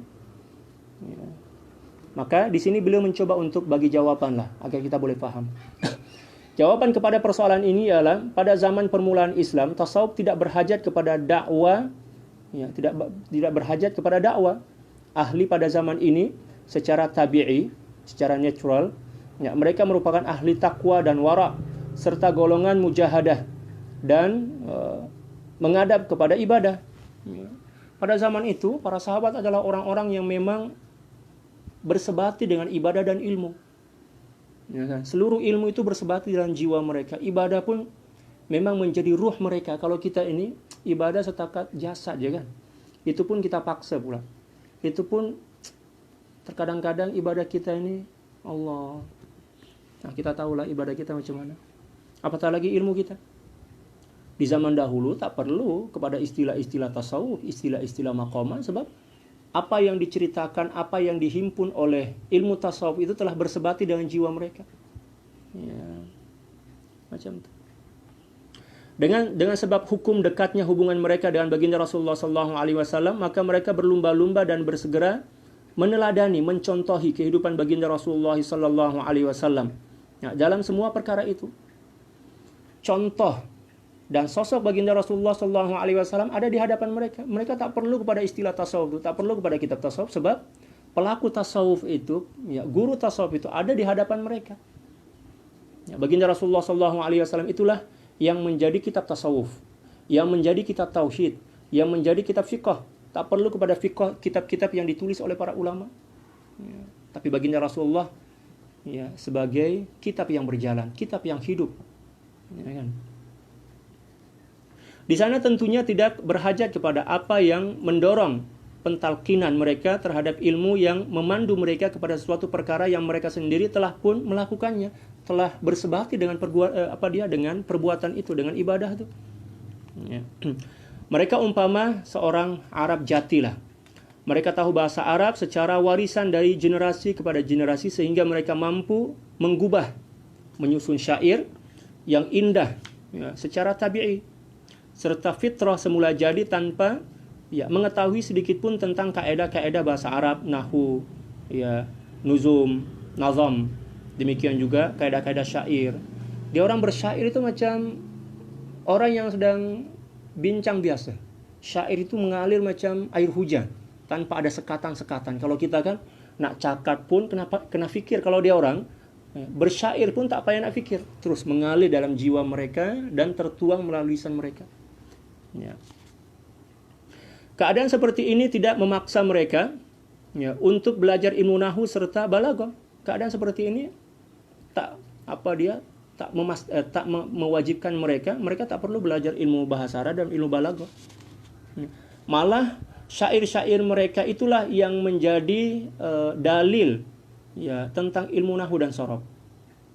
Nah, para sahabat bila mana belajar nahwu, terkadang yang menjadi hujjah, yang menjadi dalil daripada satu kaidah itu, yang pertama daripada Al-Quran dan hadis, yang kedua adalah daripada akwal para asyuara, akwal para penyair. Ya, di antaranya adalah para sahabat, di antaranya adalah para pujangga yang ada di zaman ya sama ada zaman baginda Rasulullah SAW ataupun di zaman para tabi'in, para tabi'in, demikian juga ulama-ulama yang lain. Akan tetapi ilmu nahwu, kaedah-kaedah bahasa dan juga syair menjadi suatu kemestian dan tidak dapat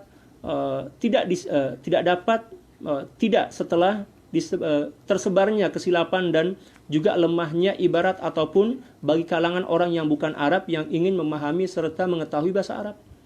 Bila ilmu bahasa Arab itu wajib ke atas seseorang untuk mempelajarinya, pertama, ketika mana dia tak mampu membaca kitab yang botak. Kitab gundul lah dalam bahasa Indonesia. Kitab yang tak berbaris. Dia wajib belajar ilmu nahwu dan shorof, ilmu balaghah, ilmu mantek, demikian juga ilmu-ilmu yang lain. Itu yang pertama. Atau yang kedua, orang ajam, orang yang bukan Arab yang ingin memahami bahasa Arab dengan baik dan ingin memahami isi kandungan Al-Quran dan hadis, maka wajib ke atas dirinya untuk belajar ilmu bahasa Arab. Adapun para sahabat pada masa itu memang dia orang, ya kan, kepakaran bahasa mereka itu memang semula jadi saliqatan ya wal fitrah ya, menjadi bersebati dengan jiwa mereka. Atau ia juga perlu bila mana ilmu ini menjadi satu perkara yang terpaksa apabila bertemu. Kedudukannya sama seperti ilmu-ilmu lain yang berkembang dan disusun pada masa-masa yang sesuai ya, mengikut peredaran zaman.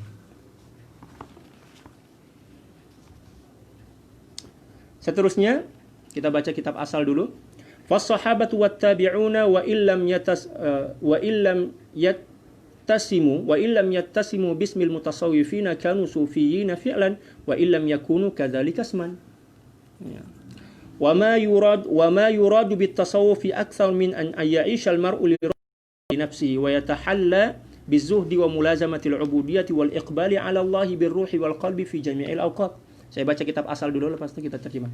وسائر الكمالات التي وصل بها الصحابة والتابعون من حيث الترقي الروحي إلى أسمى الدرجات فهم لم يكتفوا بالإقرار على عقائد الإيمان والقيام بفروض الإسلام بل qaranu al-iqrar bit-tazawwuq wal-wijdan. Wazadu 'ala al-furudi al-ityana bikulli ma istahabbahu ar-rasul sallallahu alaihi wasallam min nawafil al-ibadat wa bta'idu 'anil makruhati fadlan 'anil muharramat hatta istanarat basairuhum wa tafajjarat yanabi'ul hikmati min qulubihim wa fadatil asrarur ar-rabbaniyatu 'ala jawanihim wa وكذلك كان شأن التابعين والتابع التابعين وهذه الأصول الثلاثة كانت أزهى عصور. فقد جاء عن رسول الله صلى الله عليه وسلم قوله صلى الله عليه وسلم خير القرون قرني هذا والذي يليه والذي يليه. Sekalipun para sahabat dan tabi'in tidak dinamakan dengan nama tasawuf atau ahli tasawuf, dan nama mereka bukan dengan penamaan sufi, para sahabat tak pernah mendapatkan gelaran sufi, ahli tasawuf tak pernah. Dan nama mereka bukan dengan nama sufi, namun dari hal perbuatan, demikian juga amalan mereka lah yang sebenar sufi, ya kan, ahli tasawuf. Apakah perkara yang lebih banyak dan lebih baik yang diinginkan ya dari tasawuf selain daripada hidupnya seorang bersama Tuhannya senantiasa? Dan tidak ada yang diinginkan daripada ilmu tasawuf kecuali mengajak dan mengajarkan umat Islam untuk senantiasa hidup bersama Allah Subhanahu wa taala. Ya, zahir mereka terikat oleh syariat dan hati mereka senantiasa terikat rasa cinta kepada Allah Subhanahu wa taala. Dan para sahabat telah melakukan seluruh itu tanpa seorang pun di antara mereka yang meninggalkannya. Kita diajarkan untuk hidup bersama Allah, bukan hidup dengan nafsu kita. Menghiasi diri dengan sifat zuhud serta melazimi ubudiyah kepada Allah Subhanahu wa taala. Ruh dan hati senantiasa menghadap kepada Allah Subhanahu wa taala, bertawajuh kepada Allah Subhanahu wa taala dalam semua waktu dan menghiasi diri dengan semua kesempurnaan yang pernah dikecapi oleh para sahabat dan tabi'in. Dari aspek peningkatan rohani sehinggalah derajat dan kesucian yang penuh dengan kesucian. Allah, derajat yang paling suci.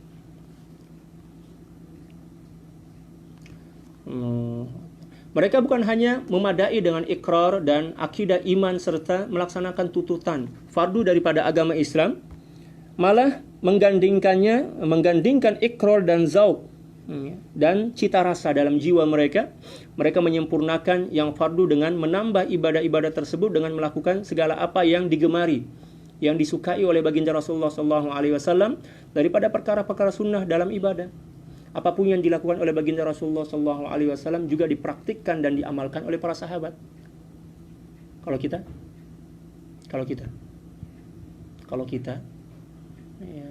mengaku-ngaku aja, mendakwa aja, dakwaan aja.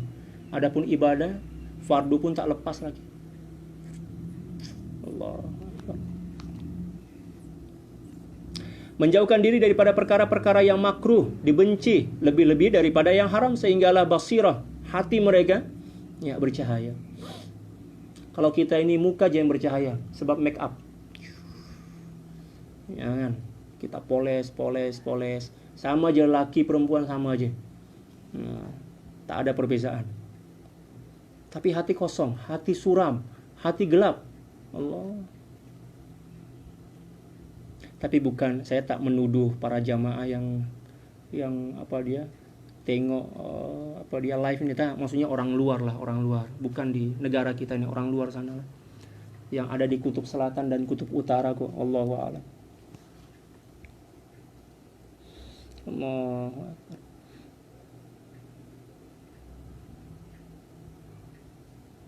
Menjauhkan diri daripada perkara-perkara yang makruh, yang dibenci, lebih-lebih lagi yang diharamkan, sehingga basirah mereka bercahaya, air mata hikmah terpancar dari hati sanubari serta rahasia Rabbaniyah melimpah dari lubuk kalbu mereka. Itulah para sahabat, para tabi'in, demikian juga para tabi'in. Demikianlah keadaan para tabi'in serta tabi'in. Ketiga-tiga zaman tersebut merupakan seindah-indah zaman Islam. Dan yang terbaik perkara ini telah pun datang daripada baginda Rasulullah SAW ketika mana beliau bersabda, kalau Rasulullah SAW, khairul quruni qarni hadha walladhi yalihi walladhi yalihi. Sebaik-baik kurun adalah kurunku ini, yaitu zaman para sahabat, kemudian yang selepasnya dan selepasnya, para tabi'in dan para tabi'in. Oh, banyak lagi. Falamma taqaddama al-ahdu wa dakhala fi hadiratil islami umamun shatta wa ajnasun adida wattasa'at dairatul ulumi wa taqassamat wa tanawwa'at wa tawazza'at baina arbabil ikhtisasi qama kullu fariqin bitadwinil fan wal ilmi alladhi yujiduhu akthar min ghayrihi fanasha'a ba'da tadwinin nahwi fi sadr al-awwali ilmul fiqh wa ilmut tauhid wa ulumul hadith wa usulid din wat tafsir wal mantiq ومصطلح الحديث وعلم الأصول والفرائض الميراث وغيرها. وحدث بعد هذه الفترة أن أخذ التأثير الروحي يتضاءل شيئا فشيئا وأخذ الناس يتناسون ضرورة الإقبال على الله بالعبودية وبالقلب والهمة مما دعا أرباب الرياضة والزهد إلى أن يعلموهم min nahiyatihim aidan ay ya'maluhum min nahiyatihim aidan ala tadwin ilmi tasawuf wa itsbati syarafihi wa jalalihi wa fadlihi ala sa'ir ulum wa lam yakun dhalika minhum احتجاجا على انصراف الطرائف الأخرى إلى تدوين علومهم كما يظن ذلك خطأ بعض المستشركين بل كان يجب أن يكون سدا للنقص واستكمالا لحاجات الدين في جميع نواحي النشاط مما لا بد منه لحصول التعاون على تمهيد أسباب البر والتقوى.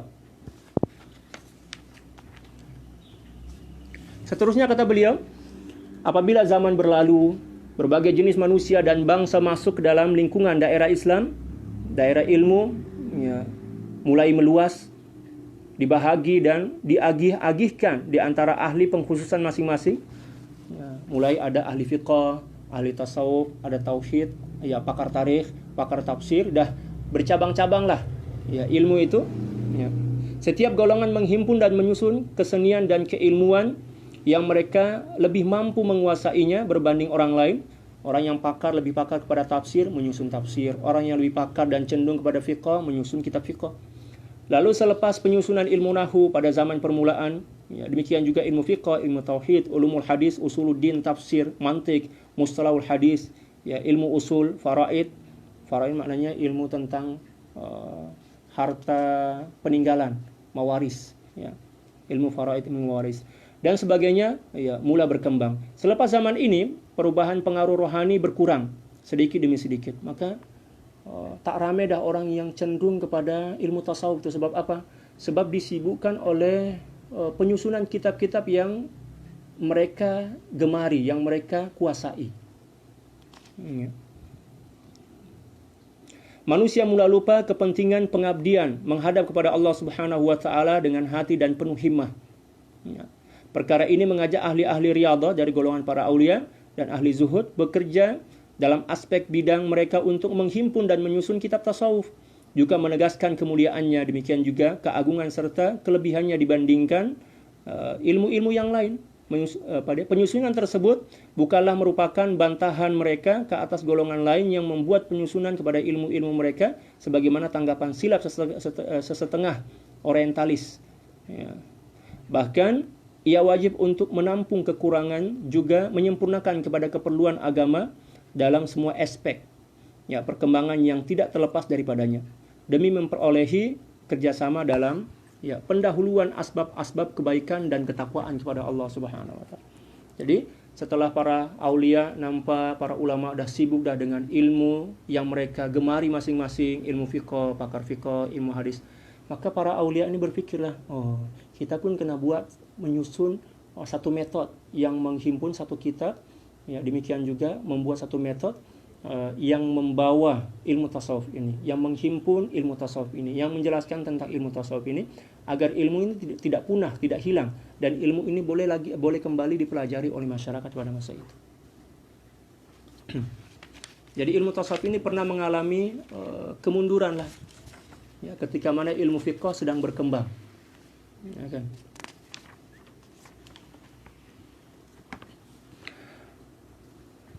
وقد بنى أئمة الصوفية الأولون أصول طريقتهم على ما ثبت في تاريخ الإسلام نقلا عن الثقات الأعلام.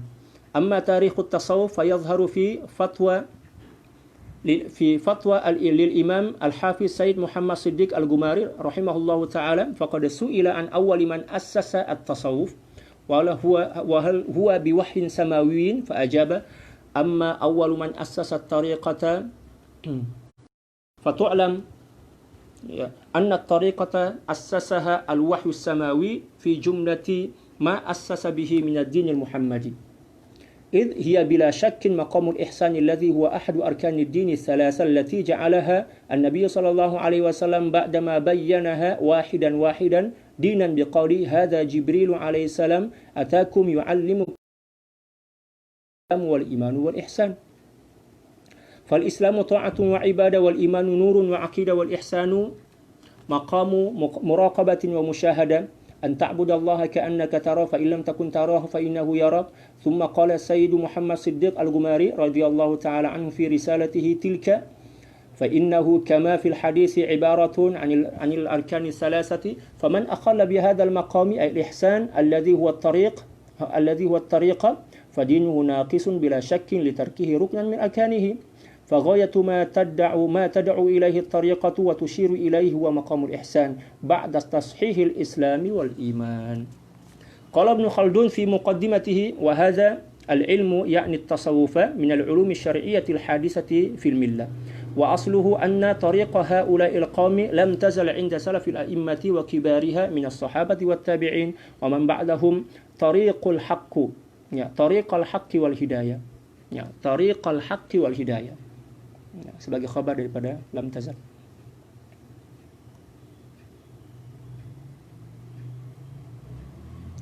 Tariqul haqqi wal hidayah muakhar wa asluha al uquf ala al ibadah wal inqita' ila Allah ta'ala wal i'rad an zukhrufid dunya wa zinatiha wa zuhdu fima yaqbalu alaihi al jumhur min lazzatin wa malin wa jahin wal infiradi anil khalqi wal khalwatu lil ibadati wa kana dhalika 'ammatan fi sahabati was salaf falamma fashal iqbalu ala dunya fil qarni tsani wa ma ba'dahu ونجح الناس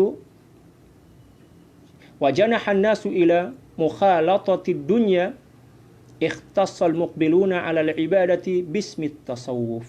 Ya Allah, subhanallah. Seterusnya kata beliau radhiyallahu taala an,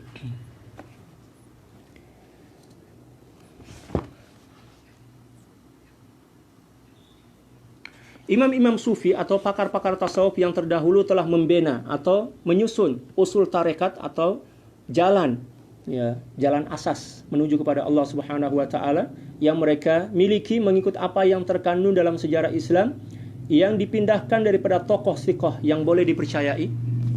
Mengenai sejarah tasawuf ini jelas dalam fatwa Imam Al-Hafiz Sayyid Siddiq Muhammad Siddiq Al-Gumari radhiyallahu taala an. Beliau ditanya tentang siapakah pengasas awal ilmu tasawuf dan benarkah ia bersumberkan daripada wahyu samawi. Beliau menjawab, adapun pertama mengasaskan tarekat ialah atau jalan ini, maka ketahuilah bahwa sesungguhnya tarekat ini diasaskan oleh wahyu samawi. Secara keseluruhannya ia adalah apa yang diasaskan oleh agama Muhammadi, maknanya ajaran baginda Rasulullah SAW. Tidak syak lagi bahwa ia adalah maqam ihsan yang merupakan salah satu rukun agama yang 3 yang dijadikan oleh baginda Rasulullah SAW sebagai din, ya kan? Atau cara hidup, sikap hidup, aturan hidup. Setelah baginda Rasulullah SAW menerangkan satu persatu daripada Islam, iman dan ihsan dengan sabdanya, qala Rasulullah SAW, hadza Jibril alaihissalam atakum yu'allimukum dinakum. Inilah malaikat Jibril yang datang kepada kamu, wahai para sahabat pada masa itu, untuk mengajarkan kamu tentang agamamu. Jadi agama itu ada 3. Ada Islam, ada iman, ada ihsan. Islam adalah taat dan ibadah. Iman pula adalah cahaya dan akidah. Sementara ihsan adalah maqamul muraqabah dan musyahadah, yaitu kamu menyembah Allah Subhanahu wa taala seolah-olah kamu melihatnya. Jika kamu tidak melihatnya, maka sungguhnya Dia Maha melihatnya. Kemudian As-Sayyid Muhammad Siddiq Al-Gumari radhiyallahu taala anhu berkata dalam risalah beliau, risalah yang disebutkan tadi, sesungguhnya ihsan sebagaimana dalam hadis tersebut adalah ibarat dari 3 rukun yang disebutkan. Barang siapa yang tidak menyempurnakan rukun ihsan yang mana ia merupakan tariqah, jalan menuju kepada Allah, maka tanpa diragu-ragukan lagi bahwa agamanya tidak sempurna. Sesiapa orang setakat belajar syariat, belajar Islam dan iman dia tanpa belajar ihsan, dipastikan agama dia tak sempurna. Maka tanpa diragu-ragui lagi bahwa agamanya tidak sempurna karena dia meninggalkan satu rukun daripada rukun-rukunnya. Goya atau kemuncak daripada matlamat apa yang diseru dan diisyaratkan oleh tarikat atau jalan ini ialah maqamul ihsan setelah memperbetulkan maqam Islam dan iman.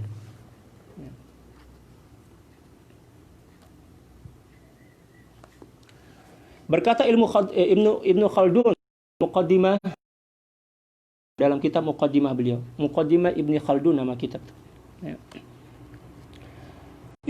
Ini adalah di antara ilmu-ilmu syariat yang berlaku dalam agama.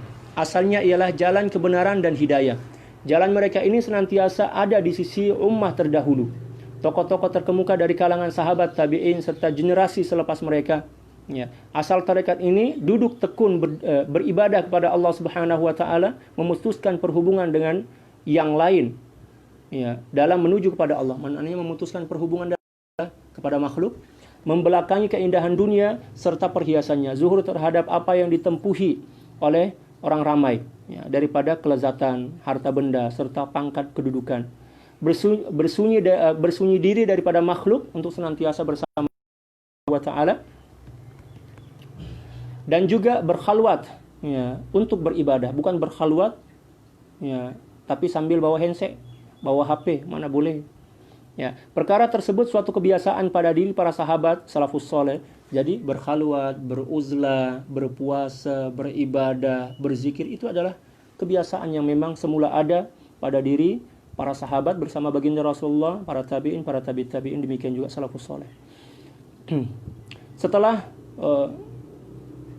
penempuan terhadap dunia mula meluas pada kurun yang kedua dan selepasnya, manusia telah mula cenderung kepada berurusan dengan urusan dunia, maka golongan-golongan yang menghadap diri kepada Allah Subhanahu wa taala dari golongan aulia, para sufi, ya, dikhususkan dengan nama sufiyin, ahli tasawuf. Pada masa itulah bermula istilah ahli tasawuf.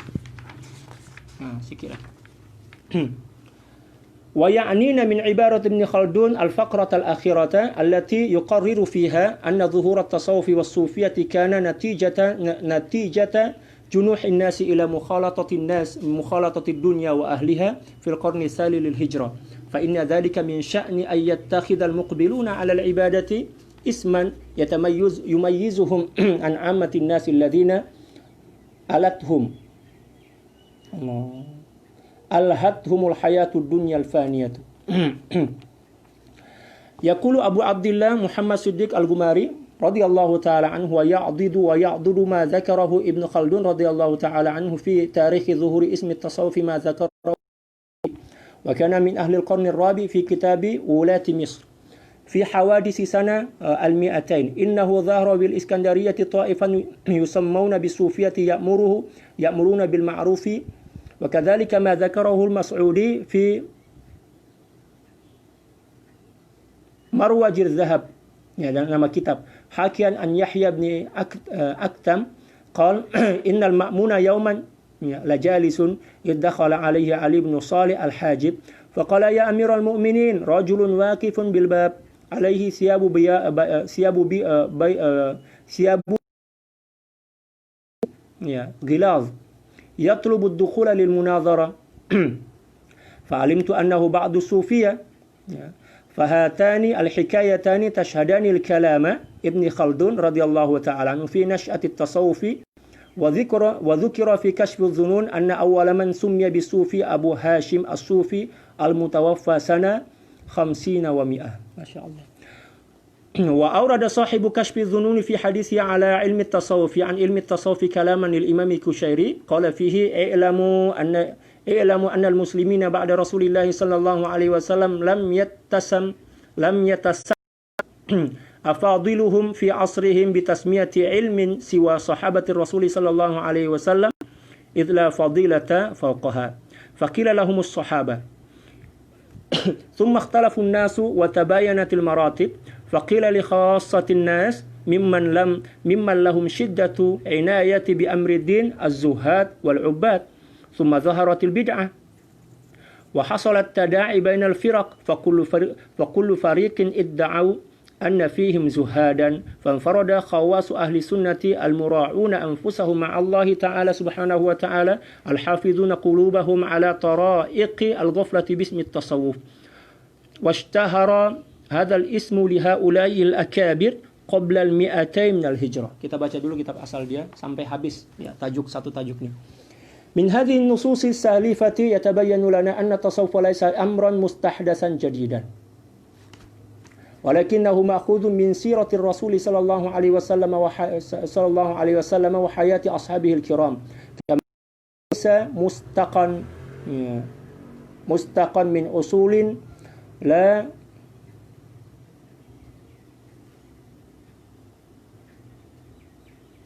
تمت إلى الإسلام بصلة كما يزعم أعداء الإسلام من المستشركين وتلامذتهم الذين ابتدعوا أسماء مبتكرة فأطلقوا اسم التصوف على الرهبة البوذية والكهانة النصرانية والشعوذة الهندية فقالوا هناك تصوف بوذي وهندي ونصراني وفاسي يريدون بذلك تشويه علم التصوف من جهة واتهام التصوف أنه يرجع في نشأته إلى هذه الأصول القديمة والفلسفات الضالة من جهة أخرى ولكن الإنسان المؤمن لا ينساك بتياراتهم الفكرية ولا يقع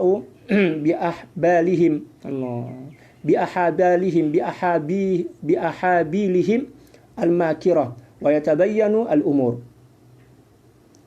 وتشتت في البحث عن الحقيقة فيرى أن التصوف هو الإسلام وأنه ليس هناك إلا التصوف الإسلامي فحسب.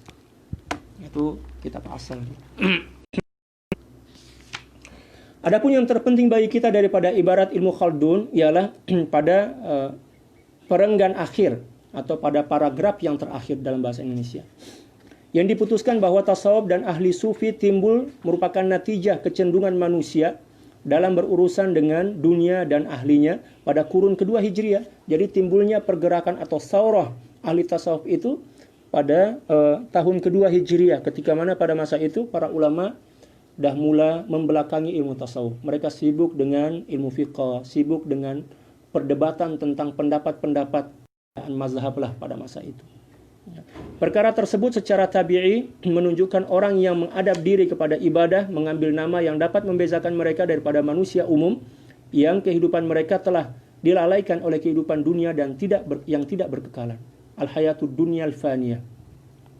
Abu Abdullah Muhammad Siddiq Al-Gumari radhiyallahu taala, perkara yang mendorong kepada apa yang disebutkan oleh Ibnu Khaldun dalam kitab Muqaddimah beliau itu. Dalam sejarah kelahiran nama tasawuf ialah apa yang disebutkan oleh Al-Kindi. Al-Kindi juga merupakan seorang tokoh tasawuf lah dan seorang ulama besar. Beliau merupakan kurun keempat dalam kitab sesungguhnya telah lahir di Iskandaria. Iskandaria ini satu kawasan, satu negeri. Negeri kalau dalam bahasa Indonesia itu satu provinsi yang ada di Mesir. Alhamdulillah, saya belum pernah sampai ke sana. Walaupun saya pernah lama di Mesir, tapi belum pernah menginjakkan kaki di Alexandria. Tak ada masa pada masa itu pergi melancong.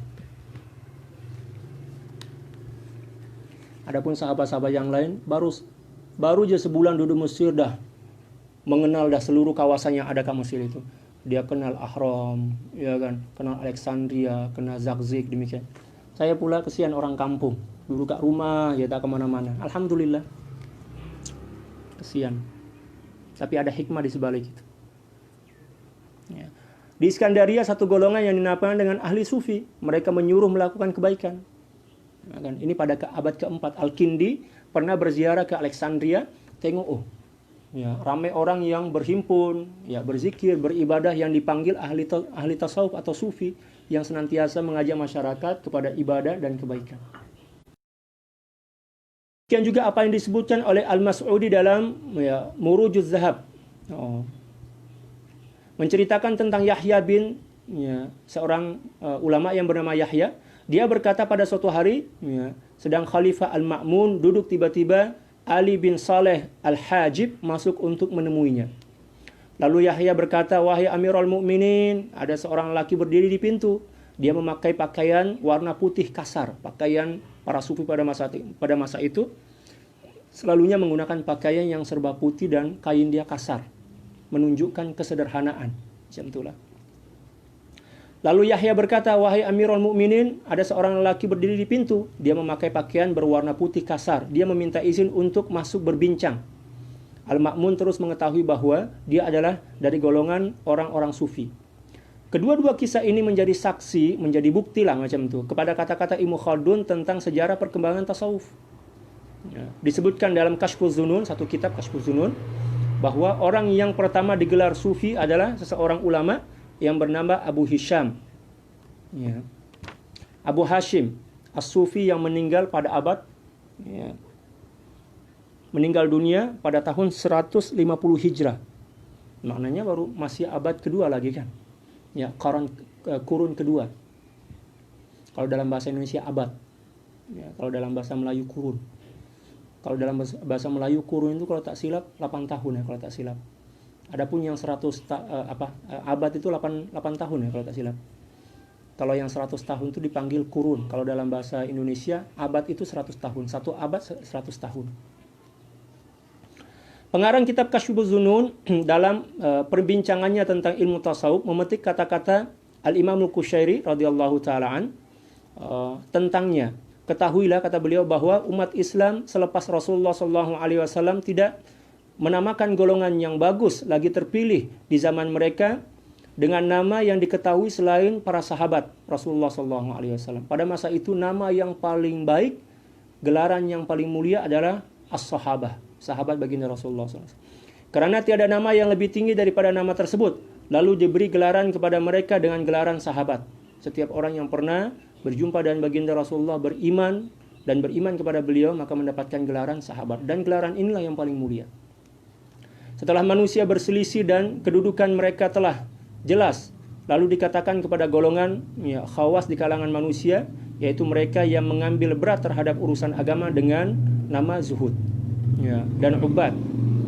Orang yang terlalu zuhud dan orang-orang yang kuat beribadah. Setelah generasi para sahabat berlalu, maka gelaran yang melekat kepada para tabi'in yang zuhud mendapatkan gelaran zuhad.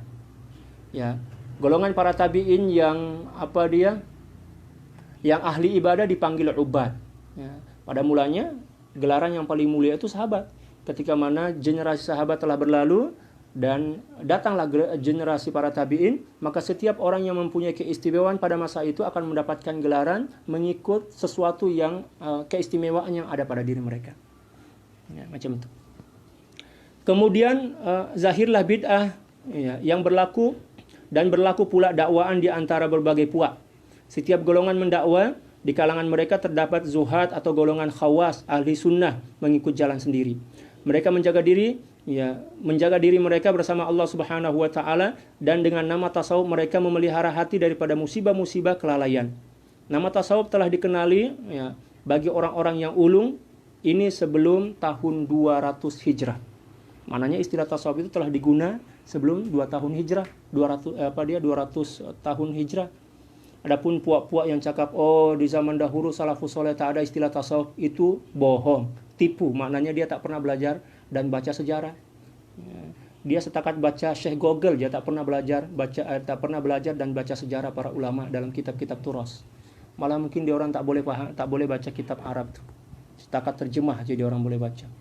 Itulah puak-puak Wahabi, mohon maaf lah. Moga-moga, tapi nampaknya tak adalah golongan Wahabi yang tengok pengajian kita ini, sebab golongan Wahabi dan Salafi tak minat, malah orang cakap tasawuf ini bid'ah, mengajarkan syirik bid'ah. Tak apalah, janji kita tak menghina mereka kan. Daripada nas-nas yang lepas, jelas kepada kita bahwa tasawuf bukanlah suatu rekaan baru, tetapi ia diambil daripada sirah junjungan besar Nabi besar Muhammad SAW dan kehidupan para sahabat yang mulia. Begitu juga, ia bukanlah dicedok atau diambil daripada usul yang tiada hubung kait dengan Islam. Sebagaimana dakwaan musuh-musuh Islam dari kalangan orientalis barat serta konco-konco mereka, yang mana mereka cipta nama-nama tertentu lalu mengaitkan tasawuf dengan rohbaniyah Buddha, para rohib Buddha, pendeta-pendeta Buddha. Demikian juga pendeta Nasrani dan Hindi. Mereka mengatakan di sana ada tasawuf Buddha, ada tasawuf Hindi, Nasrani, Persia dan sebagainya. Mereka menyelewengkan istilah-istilah dan sejarah dalam Islam dan menghubung kaitkan dengan kehidupan para pendeta daripada golongan Nasrani, demikian juga Majusi dan Buddha. Melalui perkataan ini, dari satu aspek mereka ingin menghancurkan nama tasawuf, dan dari aspek lain pula mereka ingin menabur tohma kepada tasawuf bahwa perkembangan usul terdahulu serta falsafah-falsafah sesat. Akan tetapi insan mukmin pasti tidak bersandarkan kepada ideologi dalam tali-tali tipu daya mereka. Dalam mengejar hakikat ini tentu mencari kepastian terhadap perkara tersebut. Dia yakin bahwa tasawuf ini adalah pelaksanaan amali kepada Islam itu sendiri, Ya, cukup dan yakin bahwa tiada di sana kecuali tasawuf Islami sahaja. Itulah kesimpulan daripada sejarah ringkas daripada perkembangan ilmu tasawuf. Alhamdulillah. Jadi boleh kita simpulkan bahwa tasawuf ini merupakan ilmu yang memang semula ada dalam tubuh Islam dan telah pun menjadi amalan dari seluruh nabi dan rasul. Mula daripada Nabi Adam alaihissalam sampailah kepada baginda Rasulullah sallallahu alaihi wasallam. Adapun istilah tasawuf sunni, tasawuf Islam itu dimulakan pada diri baginda Rasulullah sallallahu alaihi wasallam walaupun semenjak zaman Nabi Adam lagi. Allahu a'lam bishawab. Para sahabat, saya kongsikan pada petang ini daripada dua kitab. Yang pertama adalah kitab Mi'rajut Tasyawuf ila Haqaiqit Tasawuf, yang kedua adalah kitab Haqaiqanit Tasawuf. Dan insyaallah biiznillah selepas salat Isya nanti kita akan teruskan kembali pengajian dua kitab kita, dan semoga Allah Subhanahu wa taala mengampunkan dosa-dosa kita dan menajamkan kefahaman kita dan juga menajamkan rasa kita, zauq tauhid dan ma'rifah kita kepada Allah Subhanahu wa taala, dan semoga kita boleh istiqomah dalam melakukan wa taala. Mati dalam keadaan husnul khatimah, mendapatkan syafaat daripada baginda Nabi sallallahu alaihi wasallam, dan juga masuk surga bighairi hisab bersama baginda. Demikian juga bersama ahli keluarga kita, para sahabat, ibu dan ayah kita, ini istri dan anak kita, demikian juga para sahabat kita dan juga kaum muslimin dan muslimat ala hadiniyah wa ala kulli niyatin salihah bisirril Fatihah. A'udzu billahi minasyaitonir rajim. Bismillahirrahmanirrahim. Alhamdulillahirabbil alamin.